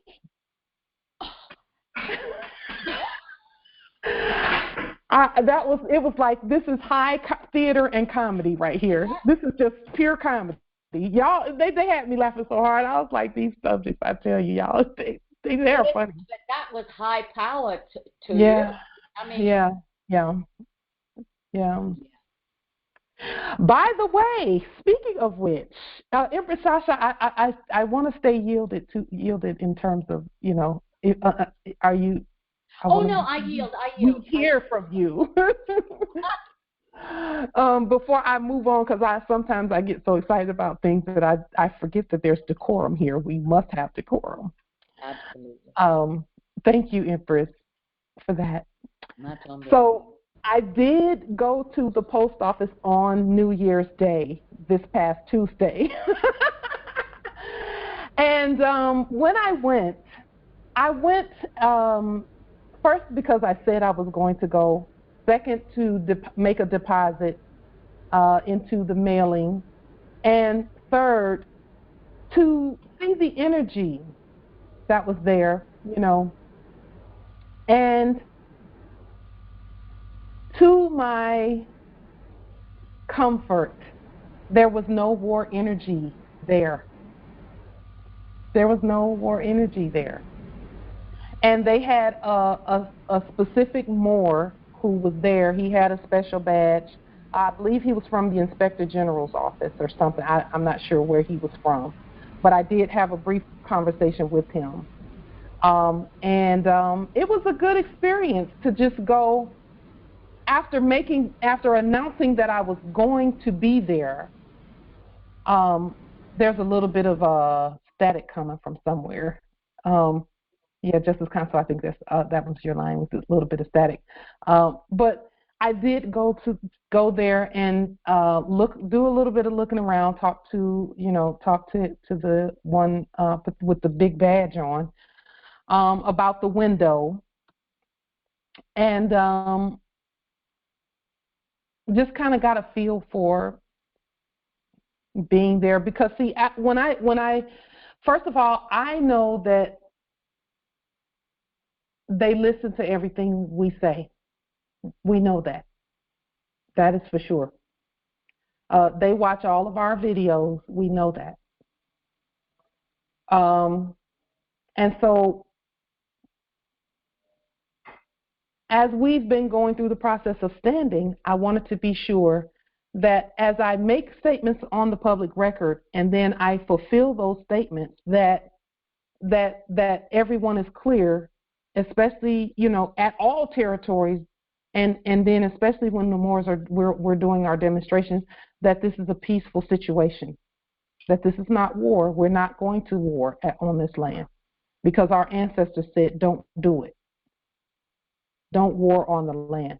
And when I went, after making that public announcement and putting it on the public record, because really our stuff started 2 years ago. We've been using our trust to mail documents for 2 or 3 years now, maybe even a little longer. I'll have to go back and look at when we did the mailing demonstration, where we showed Moors how to mail documents without using fiat. It's at Light Tajiri Bay channel here on YouTube, and but when I went, everything was peaceful. And had I brought the paperwork that the ancestors said, don't do anything yet. Look first, and then as I was standing there, the ancestor said, okay, you need to do this document, this document, this. One of the documents that I that I will to do in forthcoming is just making sure that I give a proper description of us as Postmasters General, and that is not a war title, it's a peace title, because generals are military. That's a military position. It's the highest military position, or military rank rather. There are positions higher in the military, but as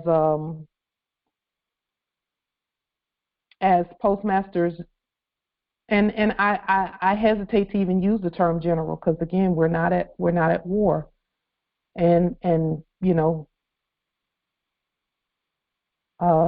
is our definition of military is different from their definition of military. Our definition of military is pure peace force, not force, but peace in force.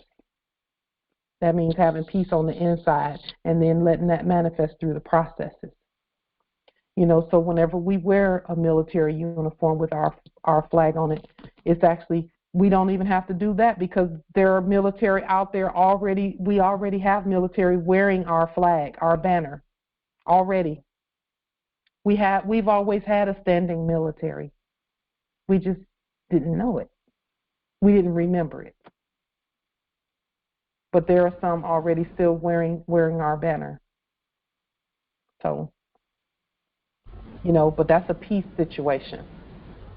If you'll remember, whenever we would liberate, quote unquote, liberate a territory, Justice Consul, did you have something? Yes, Islam. I had a call from the Empress today from a different territory over here. She, I sent you the letter she sent to me. Mm-hmm. That was returned. That was returned to her by the custodian. Mm-hmm. She did a demonstration and court action on some land, and I sent the letter. They wanted to know. She sent it from Delarian. She wanted to know what was the next step. You know that they're asking her what they want them to do, which is the custodian with the Delarian, and or what she's done, the demonstration of the court action and so on.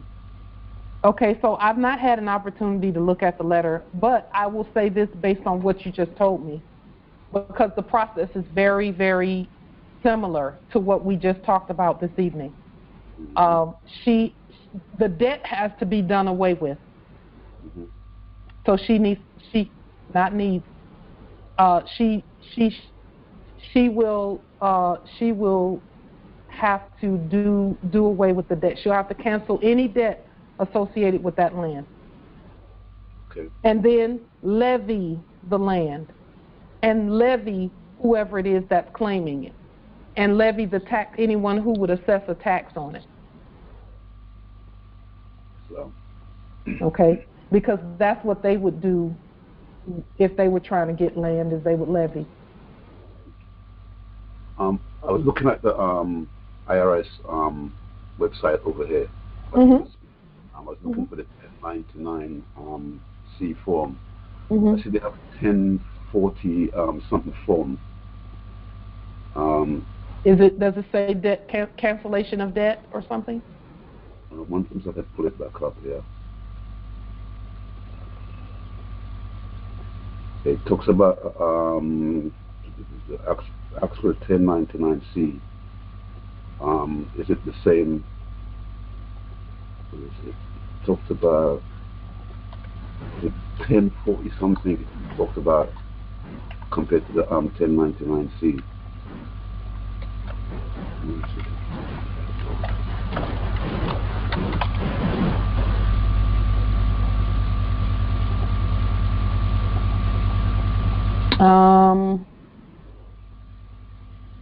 Justice Consul,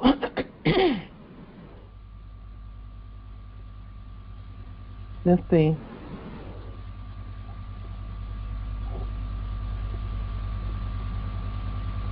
Because I have got on here,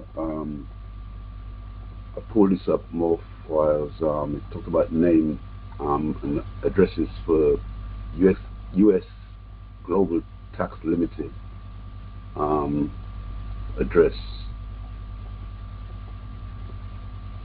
So it keeps on saying U.S.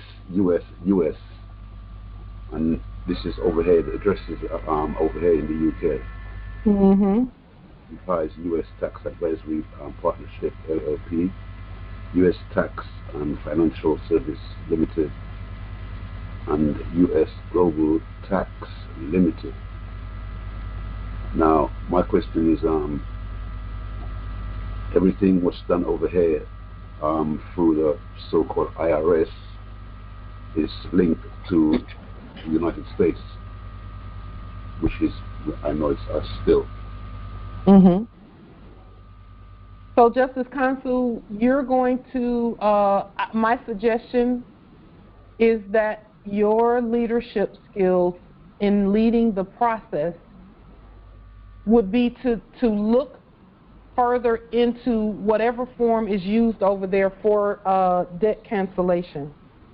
I know they have one because their system, that system and our system are the same. They just use slightly different English. Okay. So look for whatever form you all have for debt cancellation.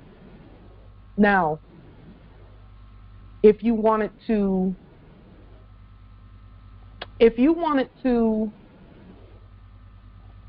make things a little easier for you,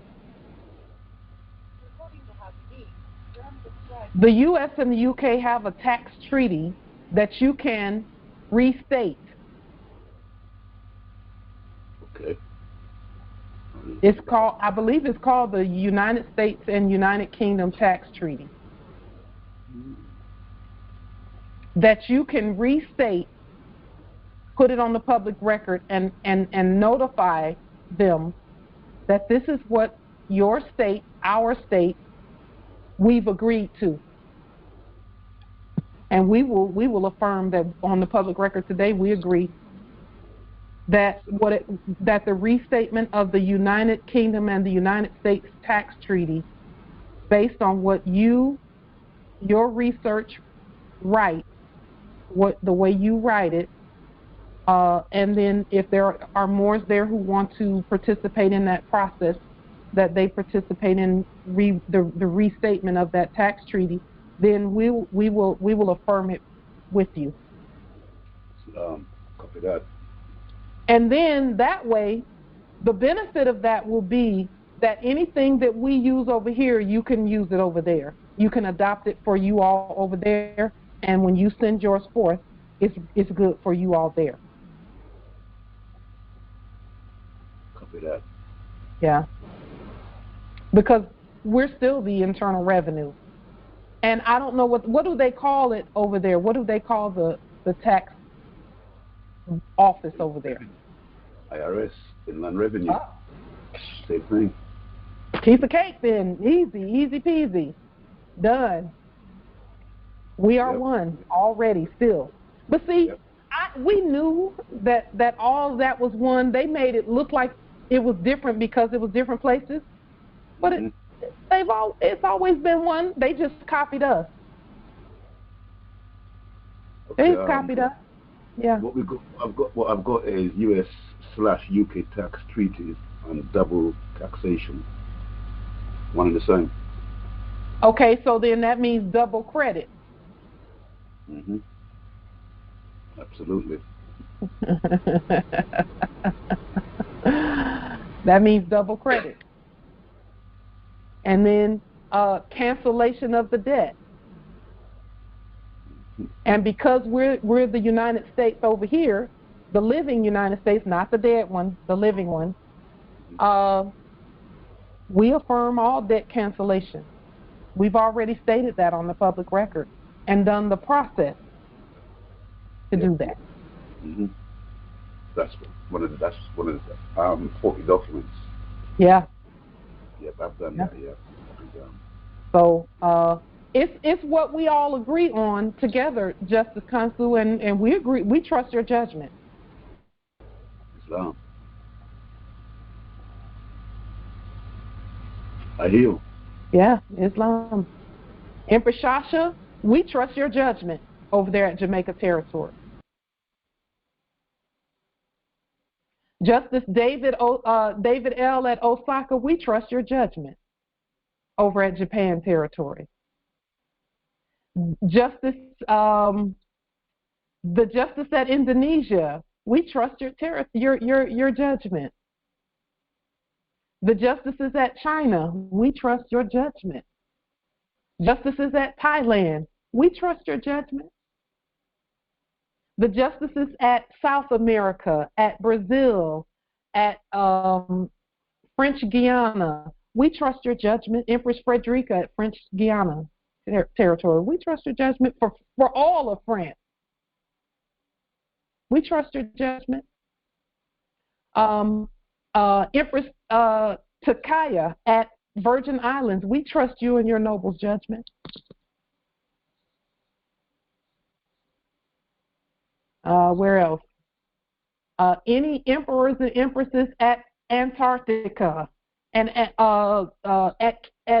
Empress, why not, at Canaan land, of course, we trust your judgment. The empresses at Africa territory, we trust your judgment. We trust you. We are in trust, or at trust and for trust with each other, all earth-wide and in heaven. So I guess it's a wrap then. So with that being stated, and if I did not state your holy appellation and your territory from those who previously they said you were overseas, I thought about that terminology as if we here or anybody that said, oh, they're overseas, and saying that like it's someplace different meant that you were casting a spell saying that you're not over the sea, you're under the sea.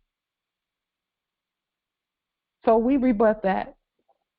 And another one quick subject matter that I wanted to bring to your attention, Morris, is that this particular story about the strip of seaweed, and we might have talked about this previously, the strip of seaweed that is twice the size of, quote unquote, the U.S., that's what they said, that has come ashore.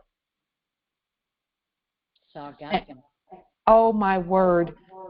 I saw this as the biggest windfall sign of abundance that I have witnessed yet, besides our money and each other. Because, as you all know, we do sea salt and seaweed products here. When we saw the seaweed, all I could think was everyone's going to be healed of whatever is going on with them. If they, when they do, just a 3-day seaweed, sea salt, and water fast regularly. Just do it once a month and only take in seaweed, sea salt, and fresh water. Lots and lots and lots of fresh water. If you want to see your health bloom and explode into the healthiest ever, once a month, a 3-day fast takes years off of your life in terms of not takes years off of your life, but takes years of the bad eating away and replaces it with life and health and abundance. When you fast just 3 days each month, as long as you do it regularly, water only for every 3 days, every month. We do it at the new moon. The full moon, rather. We do it at the full moon, where the day before the full moon, the day of, and the day after, we do a water only. We'll use sea salt with that, and occasionally castor oil. Take that in to cleanse, and I've not added sea salt to that yet. Seaweed to it yet. But when I saw all of this seaweed, I thought I thought of all the products we could make. See, the others see it as a problem. I see it as a solution. Islam. Absolutely. It washes up here. In fact, I collect it because I use it in the garden as well Oh, yes. Fertilizer. Sip. You wash it and put it in your pot of soup, or sip as I call it. And I mean, it's the most amazing thing. And what's interesting, of course, it is the tourism. Yes. I mean, they despise it because it's ruining their pristine, raked-up beaches. I've always said, because it's been in the last few years that they've been complaining that it's washing up, but it's Mother Nature bringing to us what we need, or what we, as you say, what we desire. I mean, it's the health. This is what this is all about, the healing. Yes. And Empress, it's fertilizing the beaches, so we don't know what's going to grow on those beaches that used to be there. And that's exactly it. That's exactly, because so much of the shoreline has disappeared, disintegrated. They've, you know, the building, I mean, I'm down here, but the building, the construction along the shoreline, they don't necessarily consider the environment where we are. I mean, the whole nature. And then, of course, on top of that, where I am, and that's why Iris was murdered, there are no indigenous people along the shoreline, for the most part. I mean, really. You know, Empress, nature will take care of that. Hello. Nature is doing her thing. Yes, nature will take care of doing her thing. And, yeah, I mean, we just can't, I think that, but then, you know, if you're of that dead mindset, when an abundance of life, materials, elements come onto the land, of course it's going to turn them into a tailspin. It's like garlic before a vampire. That is exactly what I was thinking about. I said, look at our ancestors sending the abundance and saying, what are you going to do with it? I'm telling you. And you mentioned castor oil. I actually make castor oil. It grows in my garden and around, and I make moringa oil. Small scales, but these are all, that's what I use on my skin. That's what I don't buy any of those things. And it's just from my yard. And you know what? There are so many of our brothers and sisters who could use the information and the products. Exactly. See, we had to have our own money because that past era's economy is not big enough. It can't hold a candle to all the wealth and all of the commerce and all of that we have going for us and for the other nations of the earth. Exactly. So true. They can't print fast enough for us. Right. So we have to do it ourselves, and it has to be substance for substance and, you know, lawful and legal. And when we say legal, we mean legal in our state, not theirs. No, exactly. Yeah. Yeah. So, Empress, I'm excited that it's there. I was thinking maybe I should take a trip to Florida or someplace so I can bring some of it back. But the ancestors said, don't worry, you got some coming too. It'll just be a different kind. Yes, I know. In the summer, the seaweed here is just amazing. It's amazing. During winter, it goes away because, it likes warm water. Right. And it's living. Sargassum. Yes. Sargassum, if you look at it, I mean, it's an amazing, the qualities it has is amazing. Yes. And you're talking about working with our systems instead of against our systems. Right. See, all this time, the only reason that we even aged is because we were taking in things that assaulted ourselves. That's it. That's the only reason we aged. You know, I have a picture on my fridge. It's 4 women. They're the focus, but there's men and women. And this picture was taken in 1917. It's a conference that they used to have after the Civil War. They call it, you know, after slavery. But there are 4 women. One of them is 125. One is 112. One is 104, and one is 105. I'll have to share it next time with their names and everything. And I look at them, I mean, multiple times a day, and I'm inspired. And these women are standing strong. And when you think about what they lived through, and they're standing stronger and more powerful and potent than we, some of us today, because of exactly from the food and the other stuff that we take in, you know, because it's all food, whether it's music, whether it's, you know, and it's negative. So it is absolutely what we've ingested. Yeah. Let thy food be thy medicine. Our ancestors said that. Always. I live that way. Yeah. It's No wonder you're so beautiful, Empress Sasha.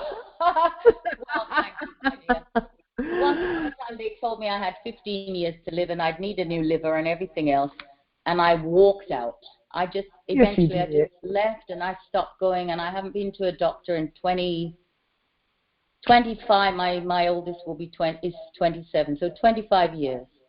You know, Empress, doctors and lawyers and all of that is for people who do not know how to govern their own affairs. Absolutely. That's absolutely right. And I know that. I mean, I'm living it. I'm living it because. And we're not against Moors who go to doctors and lawyers. By all means, if that's what you feel like you need, go. But what we're saying is there was a time when not one of them was on this land because Grandma and them was the doctor. That's it. The herbs, the bush. Yeah. You have any sort of imbalance, and they would send you to go pick this particular plant, or they dig a hole in the dirt and stick you in the dirt up to your neck. You know, I mean, it's just. And it worked. And I mean, who killed IRS? The doctor. You know? Yeah. So there you go. But we just have to go back. Yeah. We just have to go back. And we're going to live forever by doing that. Yes. Yeah.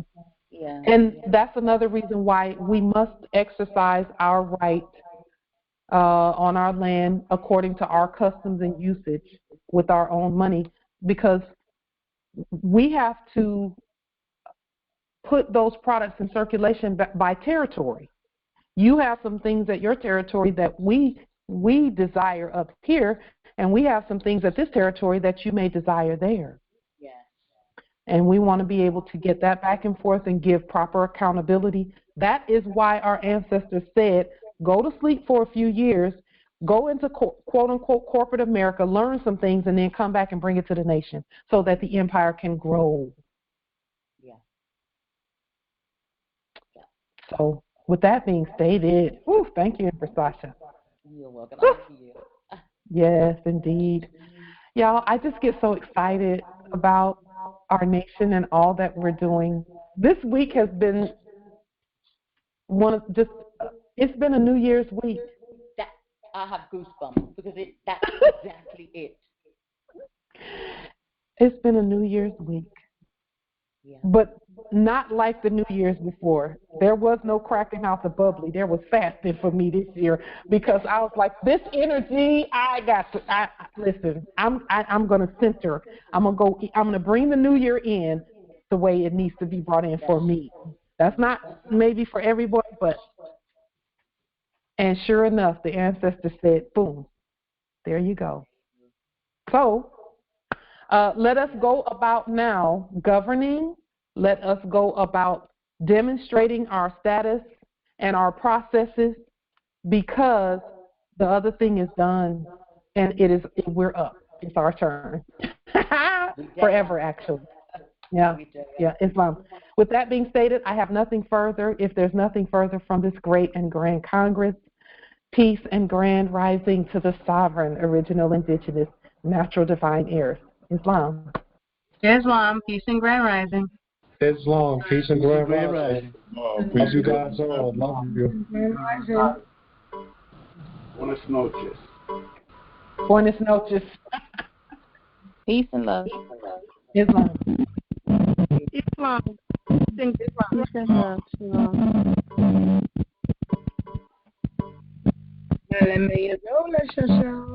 All right. Matando Dominguez, hola, indeed. Oh, no. Oh, how are you? I'm well, thank you, Empress. How are you? I'm wonderful. Good. I just kind of zoned out there for a little bit. And I just came back in. I don't know if I told you that my son had been picked up by the Popo. I won't call him anything other than. They had pretty much held him hostage, kidnapped him, violated him. Is he declared more? Has he declared his nationality? He hasn't. However, I stepped in on his behalf yesterday and spoke to the lawyer who my son had called to defend him when he was first arrested. I don't know where I was, but he didn't call me. He called this liar who basically was yesterday trying to say, oh, it's probably going to take about a year, and they're going to, send forensics around to get your son's phone, and they're going to send it off to have it, looked into, and I'm going to put my So, Empress, you will, they dropped the charge. I spoke to, I commanded the liar. She said, I commanded. Yes. Commanded him. Yes, get them.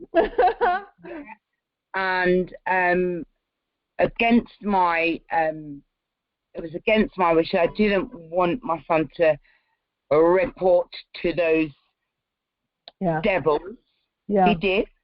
The liar, who I told who my son was and who I was and who we are. He literally, my son got to the station within 5 minutes. They'd come down to tell him no further action. There it is. There it is. No further action. There it is. Can't argue with that. You can't, can you? Yeah. But see, you stood, Empress. I had to. I had to. Yeah. Yes, I did. And I told him who he was also. Yes, indeed. Yeah. They have to know. They have to know. Yeah. And I told him who we were. And my son, who isn't of that world, was convinced that, oh, Mum, it's all right. He's one of us. And I just said, he might look like one of us. However, I'm sorry, Joseph. Liars, lawyers, and this is a song that Sasha actually has made a song about. I'm going to actually put it up on social media. And it's about liars and lawyers and leading the sheeple. And it is just so spot on. Yeah. And Empress, so we're not mad at faces, people, the faces. Yeah. It's those that are pretending to be in an office, and that's not their office. Right. That's not their office. Right. We're not mad at them, but they will leave that. They will stop pretending like that's their office when we tell them stop acting like that. Mhm. Yeah. And I was, like you did. I did, And he did. And they did. Yeah, yeah. You know, and my son is going to do his paperwork. Yes, yes. And you know what? We send not only our highest honor, but we send peace and motivation for him to do them. We send that energy to you so that it spreads and you know, so that we support one another that way in casting the spell that everyone around us needs to declare their nationality. Yeah. Absolutely. Yeah.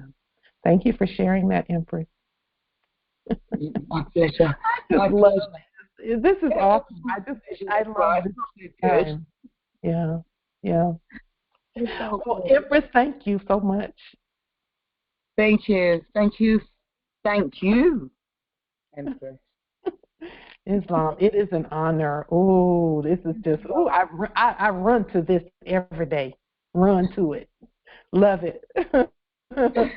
Islam. Well, peace and grand rising. We will adjourn the call and be back on Sunday. And we will adjourn in 5, 4, 3, 2, 1. Islam.